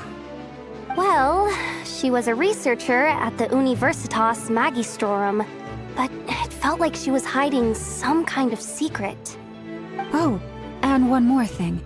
For some reason, Rerir's fragment also contains some of Tholindis' memories, though only a very small portion. Well, no shortage of potential leads, I'll give you that. In any case, it sounds like we can conclude that while Tholindis was still around, Rerir appeared to be lucid and quite normal. Tholindis, it seems, must have been the one thing in this world that he couldn't let go of. Tell me, though, Were these pure-blood Conorians we're talking about here? Why do you need to know that? Hold on. If she was a pure-blood Conrian...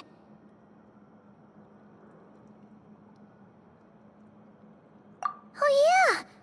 Just like how it was with the captain! If we could somehow find her, do you think there's any chance Rerir might regain some of his sanity? It's possible. But it would take a miracle. We can't pin all our hopes on that. That merchant who Nefer knows, Dori Sangama Bay. Maybe we could hire her to look into it. All right then. Let's keep working in our separate teams. Traveler, Paimon, Kutar, and Miss Arlecchino will go look for the iridescent moon's marrow. As for the others... On the way over here, I noticed that the Wild Hunt monsters had grown even more frenzied in their search for Kutar. At this rate, the people living here will be in grave danger too. So I'm thinking of gathering together some of our followers to go wipe them out. I'll head back to the curatorium and meet up with the boss. Feels good knowing we've all got something to be getting on with. Given that the Wild Hunt has been a lot more active lately, the Lightkeepers have likely begun their own operations too.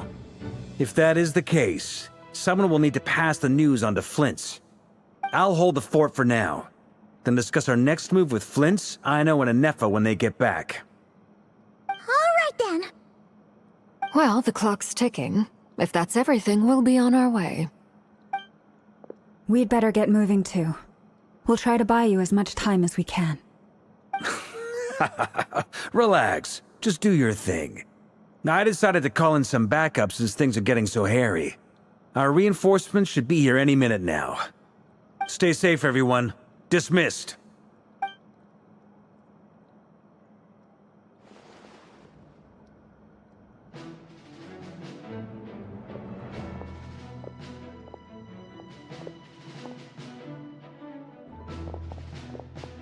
We're back. Did we get here a little early? Or a little late? A tad late. The others have already set off. To summarize, our resident moon goddess has found us a new ally, and Boss Nefer has uncovered some promising info. Everything going smoothly on your end? Not great. I don't know how long we can stall them for. The decoys are getting taken out way faster than we imagined.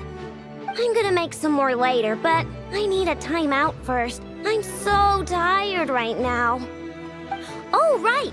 Anefa, could you fill in Uncle Varka on what we just discussed with Flint's? Sure. Uncle Varka, you previously told us about how when you went to investigate a source of the Wild Hunt in Amsvartnir, you discovered that it was just a diversion. But according to Flint's intel, several outbreaks of the Wild Hunt had already occurred in Notcry in the period leading up to that. That was before Rerir had regained his body, when he was far from regaining his full strength. Flint's. I know. I'm sure you're capable of coming up with something. And Efa and I will head back over to Amsvartnir to see if there's... Database update. We already decided someone needs to hang back and oversee our strategy meetings. And besides... So I've ended up...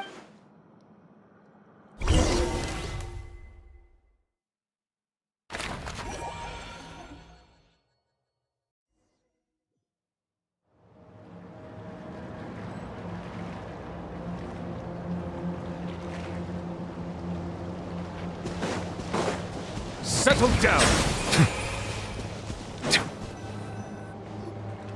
Here, this will serve as a good spot to cross over. Arlecchino, hold up a second! Since you brought us all this way, would you mind telling us what you got planned? We still haven't got the slightest idea what's going on here. And if even Columbina doesn't know where the iridescent moon's marrow is, how do you? Simple.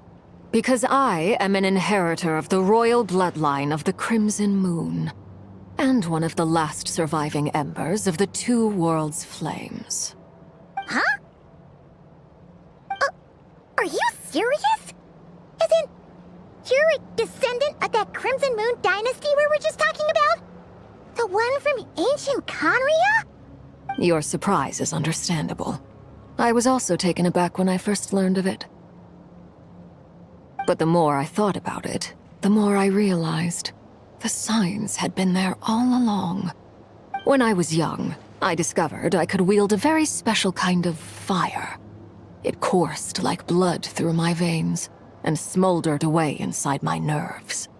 What's more, whenever I experienced strong bursts of emotion or drew too deeply on this power, it was like some kind of presence within the fire would begin to gnaw away at me, consuming me from the inside out.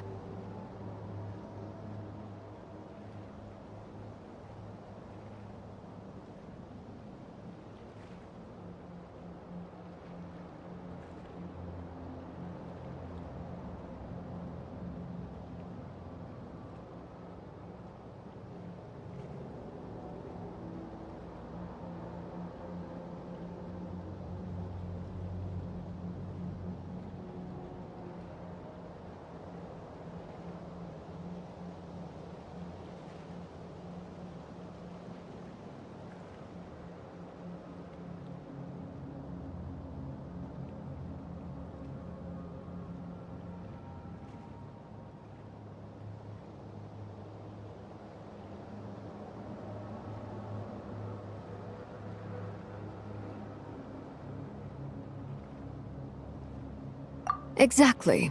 That is why my hands are like this, too. At first, I saw it only as a curse, but once I became a harbinger, the jester apprised me of the truth. Together with my own investigations, over the past few years, there are several things that I have gradually come to understand. For instance, take the so-called Crimson Moon. In truth, it is nothing more than the shattered remnants of the iridescent moon, fused with the abyss to prolong its lifespan. Since this blood flame was bestowed upon me by the Crimson Moon, it is a fusion of the iridescent moon's former power and the corruption of the abyss. You all understand the nature of the abyss well enough. I draw upon its power, and in return, it hungers for my soul. This strange blackness is the mark of corruption it has left behind. If I recall correctly, you once told me that if the corruption ever made it to your heart, you'd become a completely different person.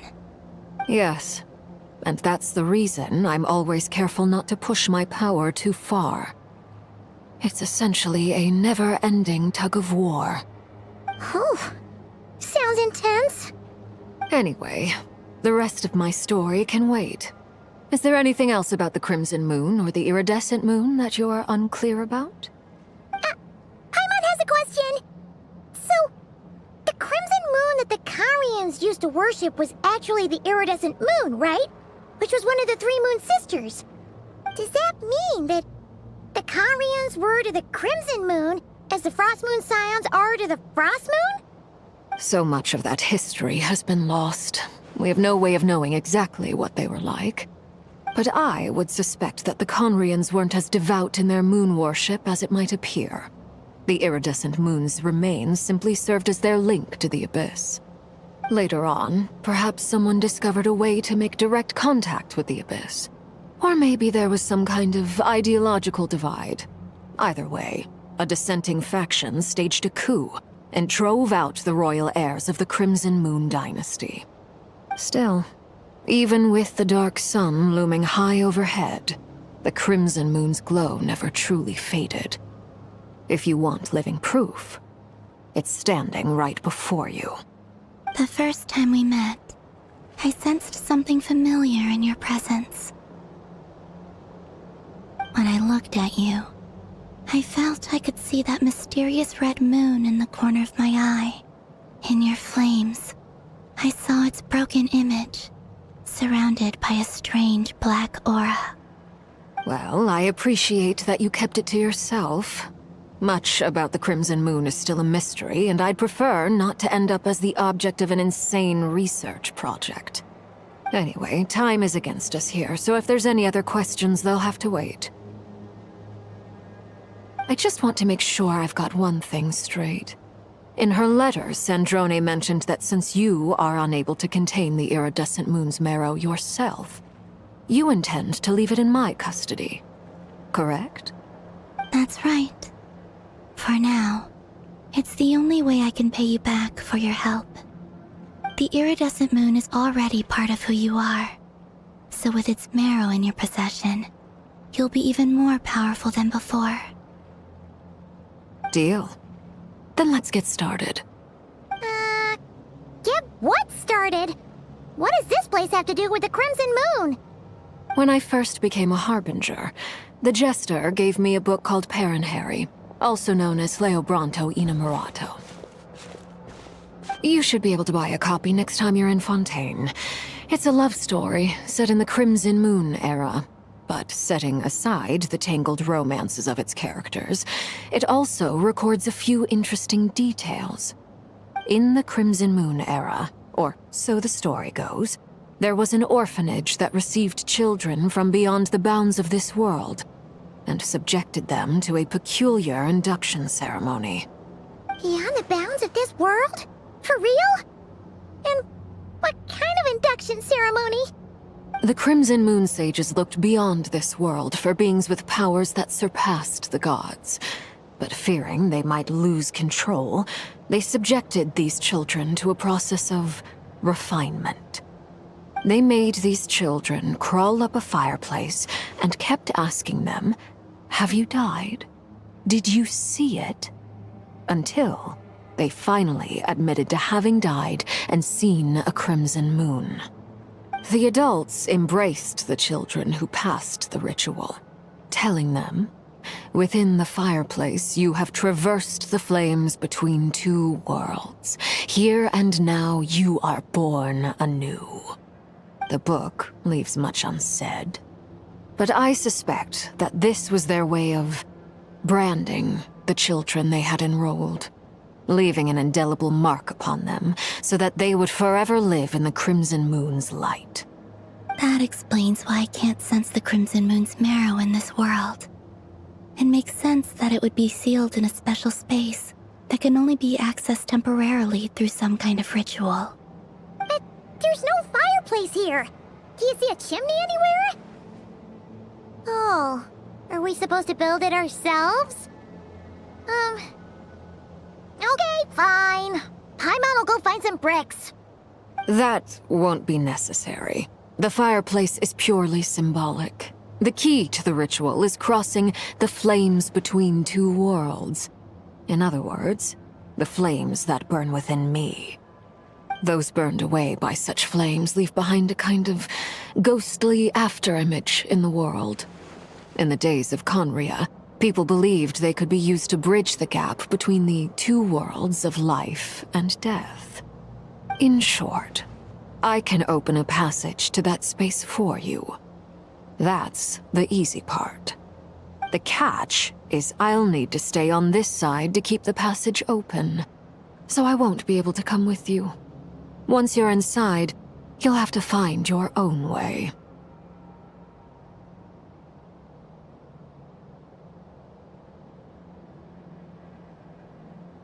Very well. Then I'll open it up. Traveler, spare me a little more moonlight if you would. I may need it.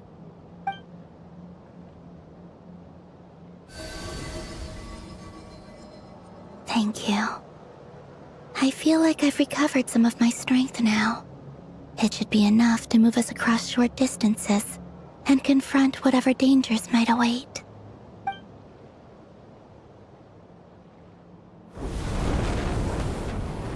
Mistress of the seven hues of ages past, great mother of the present, crimson-clad sovereign of the two realms, by fire severed, by fire renewed, I offer myself now and beseech your descent.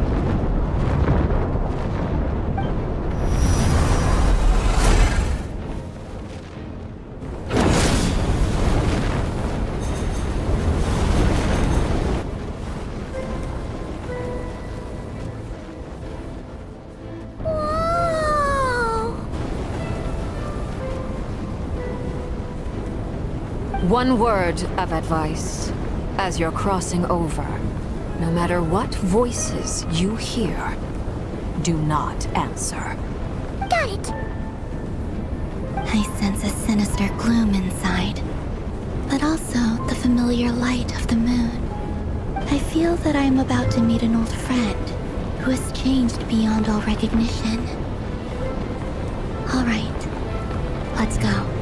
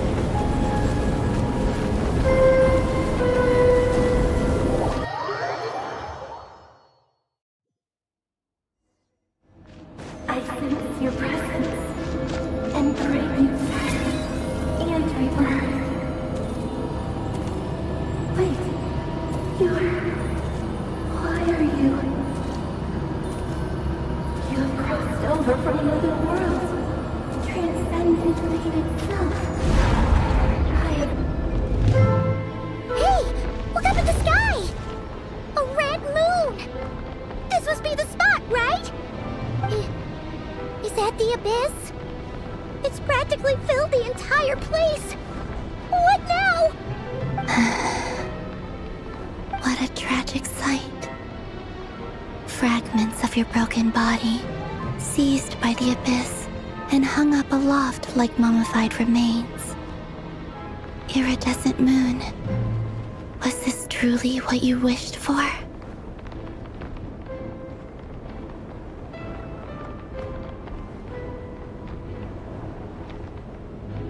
Careful! There's something spooky about this place. Feels like something is lurking in the fog. Paimon's right behind you. Whatever you do, don't run off without her.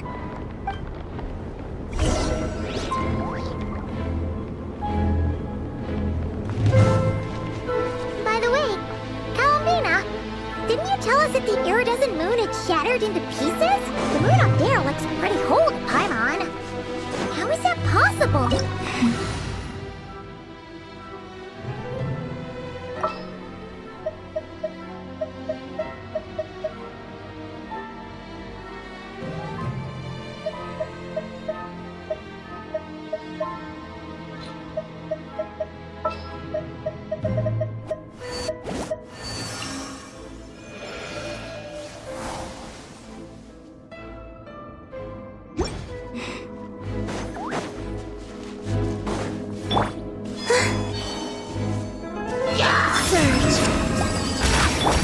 You poor lost lamb. Strike a pose!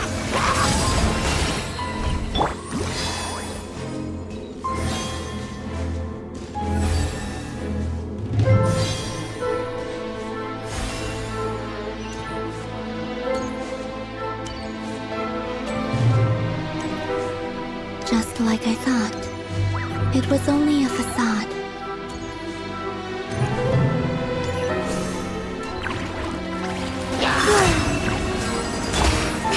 Branch into song. Burn it down! Shower me with praise!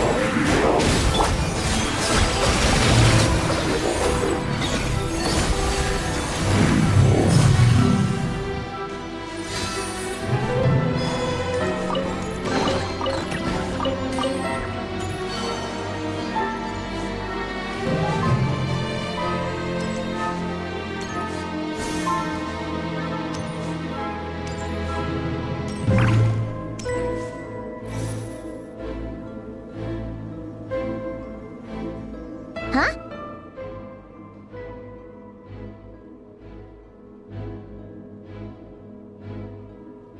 Huh? For real? That's way too high! There's no way we'll be able to reach it! No. I'm not sensing anything up there. It's coming from under the mountain. Let's see... Ah! There's some kind of weird shadow over the water! Wait, see that? Looks like a mechanism of some sort. Let's check it out!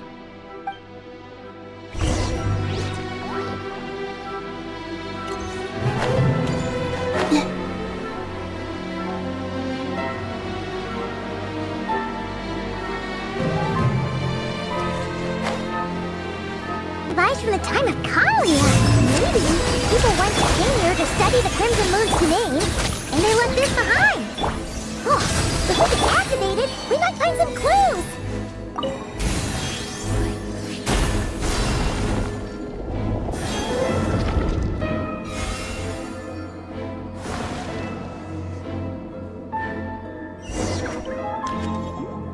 Hey, look at that! Now that the mechanism's running, the shadow in the water looks different. Do you think these mechanisms might be the key to unlocking the secret? Let's try to find more of them! Thalindis, we'll leave the rest of the research in your hands. We'll be heading back now. I hope this isn't ruining date night.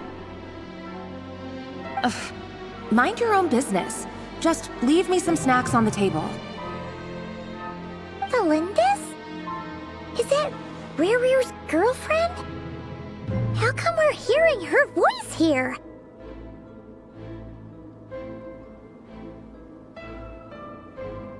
Oh yeah! So, do you think she was studying this strange space all along? The Abyss has made this space extremely unstable. Maybe that's why some of the things she said and did were preserved here. Like echoes. Or after images. Whenever I see this view, it takes me back to a poem from my childhood. Waning moon, oh lifeless damsel, weeping on the mountain crest. Mourning still in wistful tone, her fragile soul now laid to rest. For me, of all people, to be here investigating the mysteries of the Crimson Moon space. Is it a coincidence? Or something more?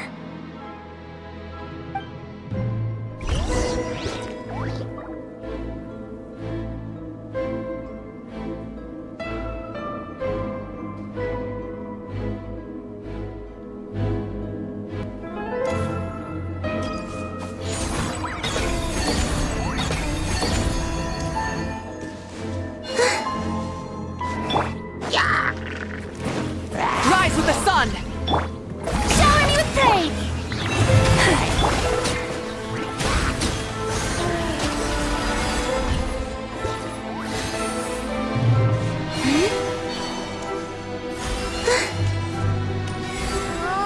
Looks like the Abyss has messed up this mechanism. We need to find a way to get it working again. Let's see if there are any other devices nearby.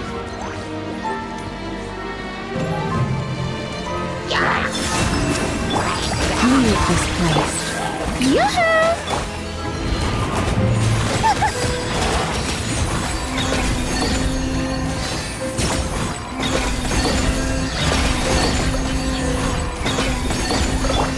Forest, protect. Burn it down!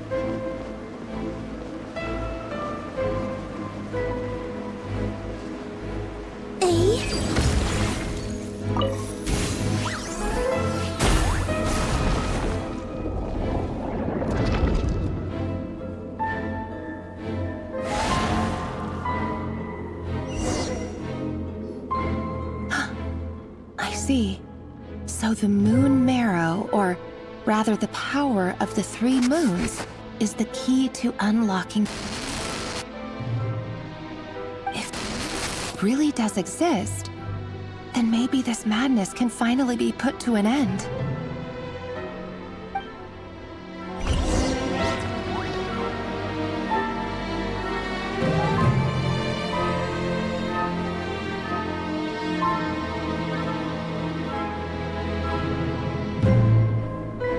Would you like to go moon gazing? You can sit in my rocking chair and admire the view. Or we could go to the moon and gaze down at Tefat.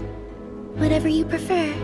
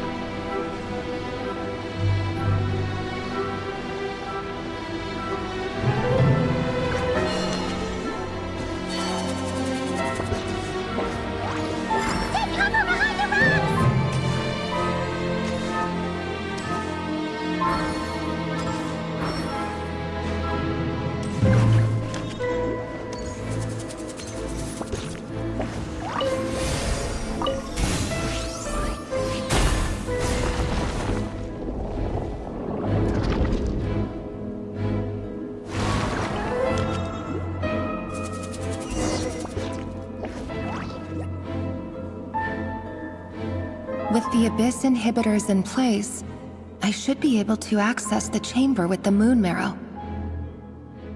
Oh, Rerir, with every step you take, you're drifting further from what you truly desire. But you're not the root of the problem. Ever since that outsider set foot in Conria, the Vinster King has sunken deeper into madness. If only I could get my hands on that outsider.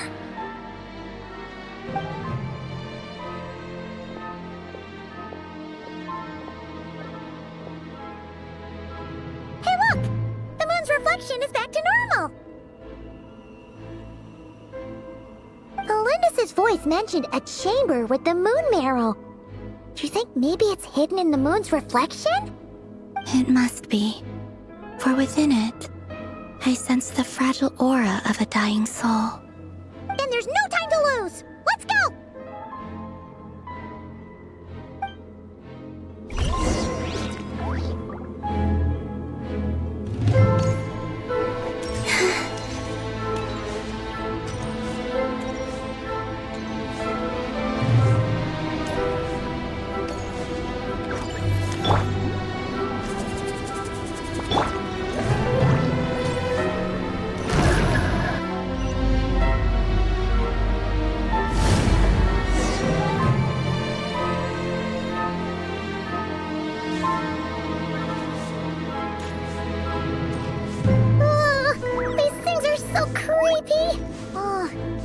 Looks like we'll have to destroy them if we want to get to the iridescent moon's marrow.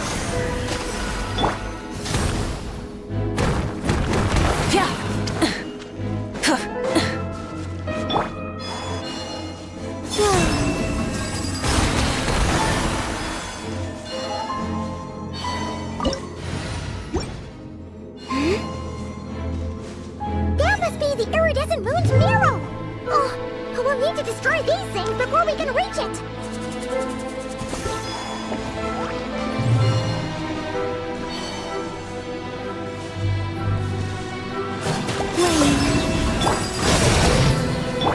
Leave this place. Strike a pose!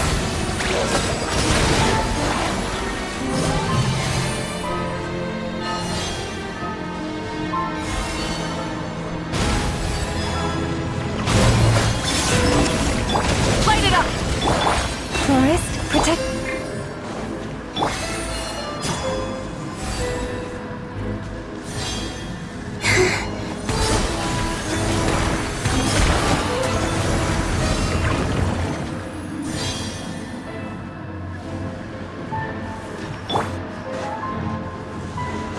Burn it down!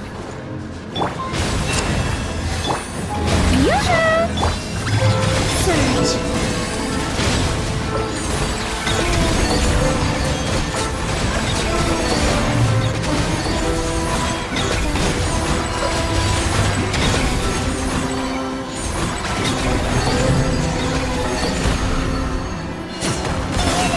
We're so close!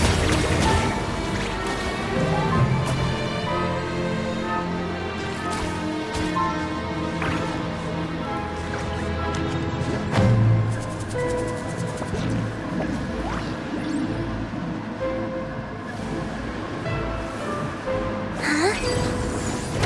Surge.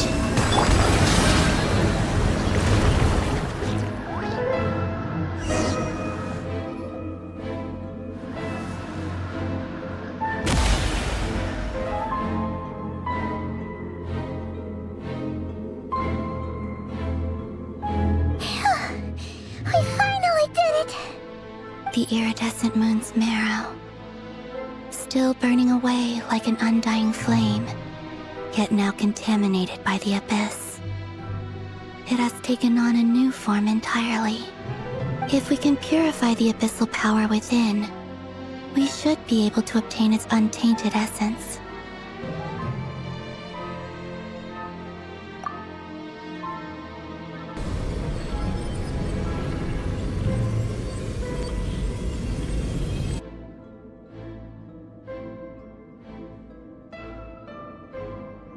It's so cold.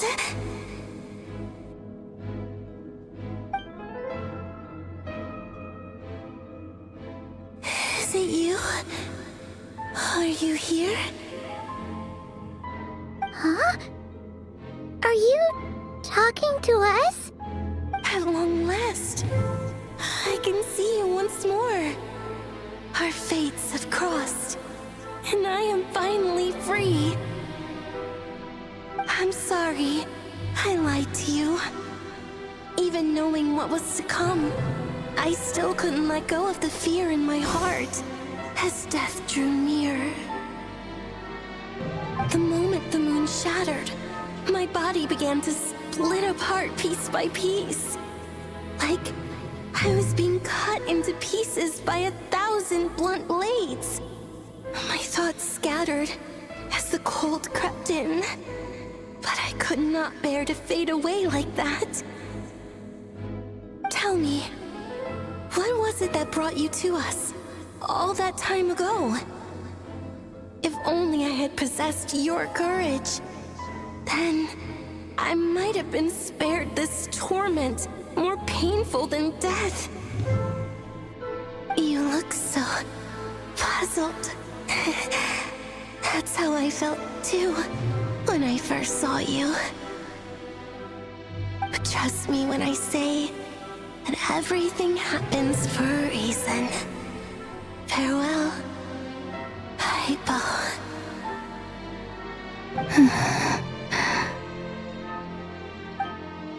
What was that all about? Was that the goddess of the iridescent moon? Oh, it sounded like she was speaking to a long-lost friend. But none of us have ever met her before, right? Perhaps. She took me for the goddess of the frost moon she once knew. For a fading soul like hers, our auras must be too similar to tell apart. But anyway, we've got the iridescent moon's marrow now. That should help you regain your strength, right? Alright, time to leave this place and meet back up with Arlecchino. Let's go!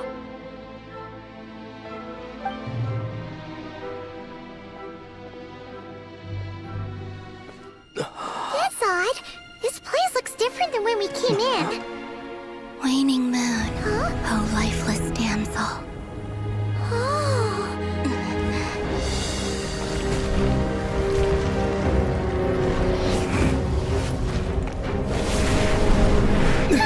Hurry! The place is collapsing! It wants to trap us here. Who's it? The Abyss? Now we've taken the moon marrow. All that's left here is a dark will. It will show us no mercy.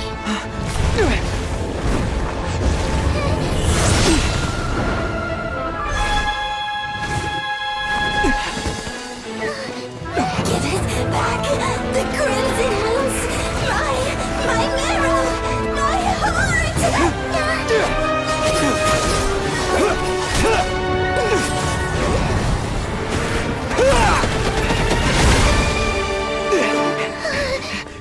Finally! Huh? Oh no! The exit's blocked! They're back! Now what do we do? This is where you fall. Witness my rise. Hey, it's... What are you waiting for?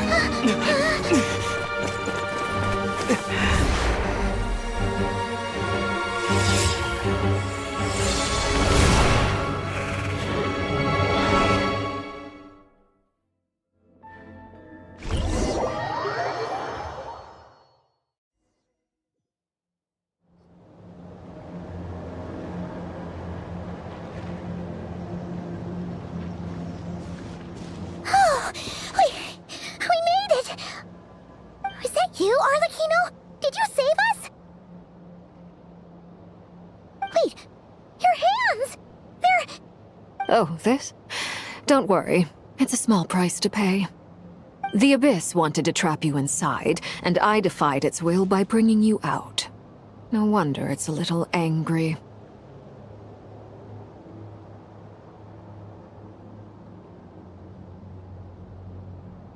No. I have paid the price, albeit a small one, and it cannot be undone. My hands have already fused with the Abyss. Purification would simply destroy whatever's left of them. But surely... Oh... We're so sorry, Arlecchino.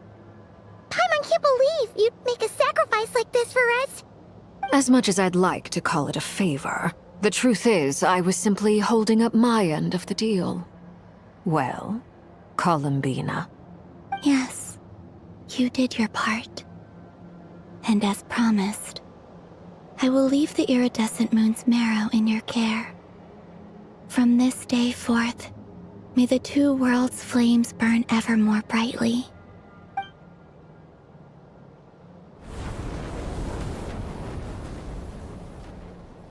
I'll take that as a blessing. Now, Columbina, give me your hand. Accept this moonlight I offer in return.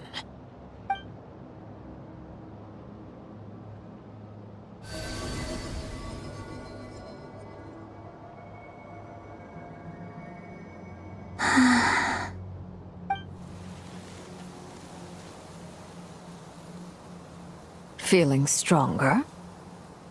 Hey, Columbina! Are you okay? I'm fine. Our powers are a little at odds, that's all. By the Frost Moon's authority alone, wielding the power of the other moons was always going to be a stretch. Still, I think it's fair to say that your strength has returned, at least to the level it was at as Third Harbinger. It's still not enough. There's no way I can hope to challenge Rayrear like this. Just one more ray of moonlight, if you would. It's okay. I can take it.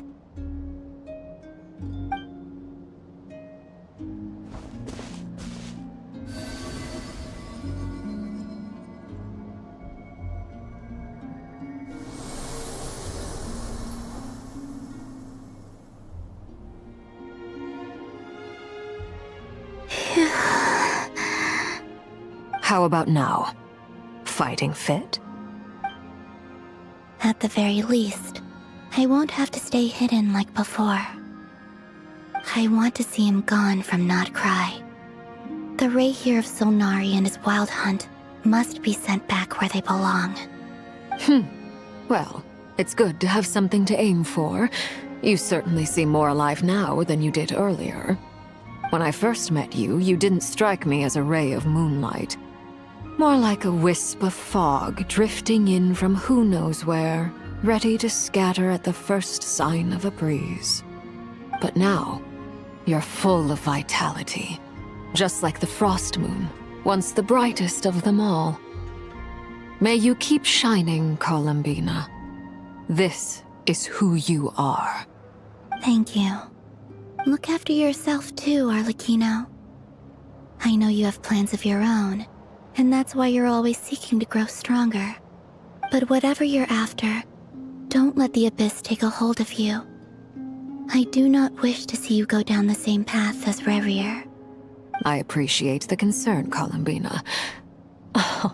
Although perhaps it's time you took a new name. A new name?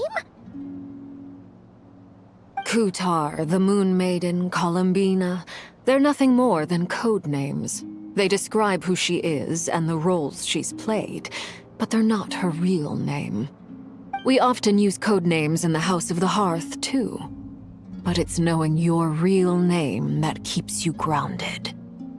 Up till now, you've been living a wandering life, so you've probably never really cared. All I'll say is this. Once you've defeated Rayrear, give it some thought. All right. That's it from me.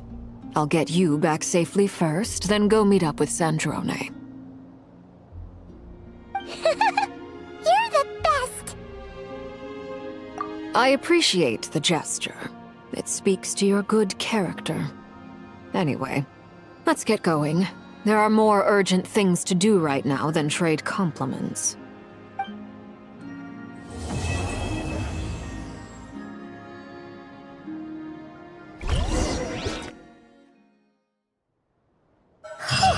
It was a close call. and restore Columbina's strength. And that's all that matters.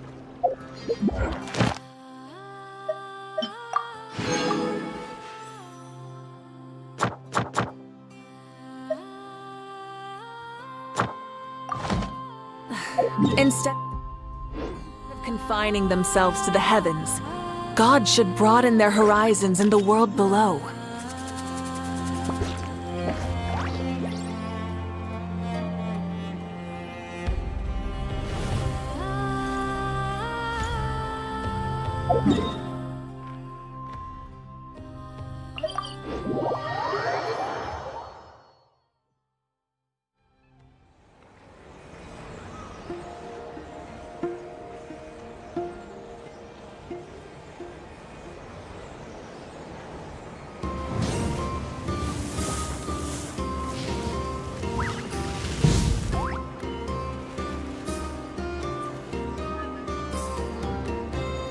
This land holds nothing but promise for adventures from all walks of life.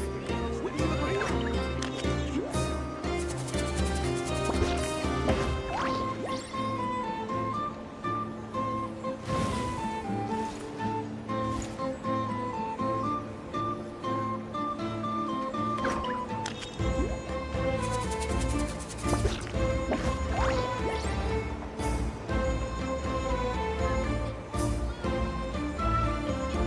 This land holds nothing but promise for adventurers from all walks of life. Wouldn't you agree?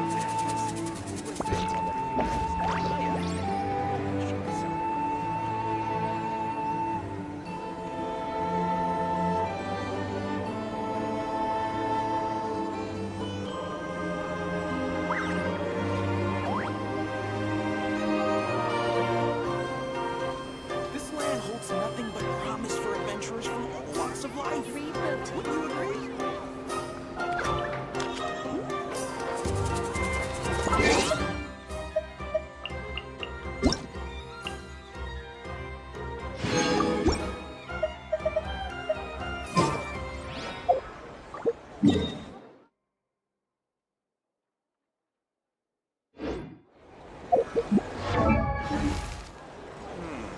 Excellent.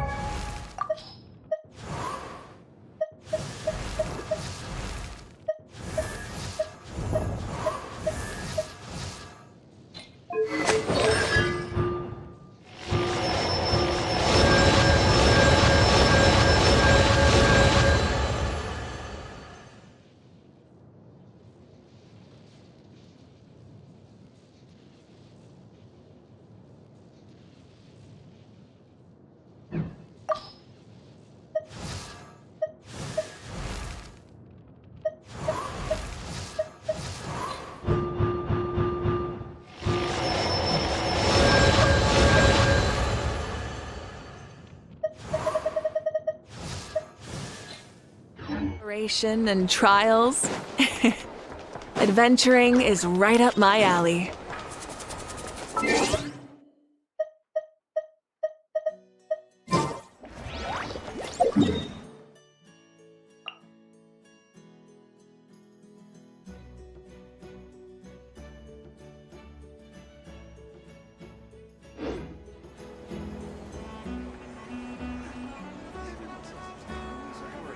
This land holds nothing but promise for adventurers from all walks of life. Wouldn't you agree? I better get me some alpacas. Once they hauled everything over to Snezhnaya, make a little extra by selling them all.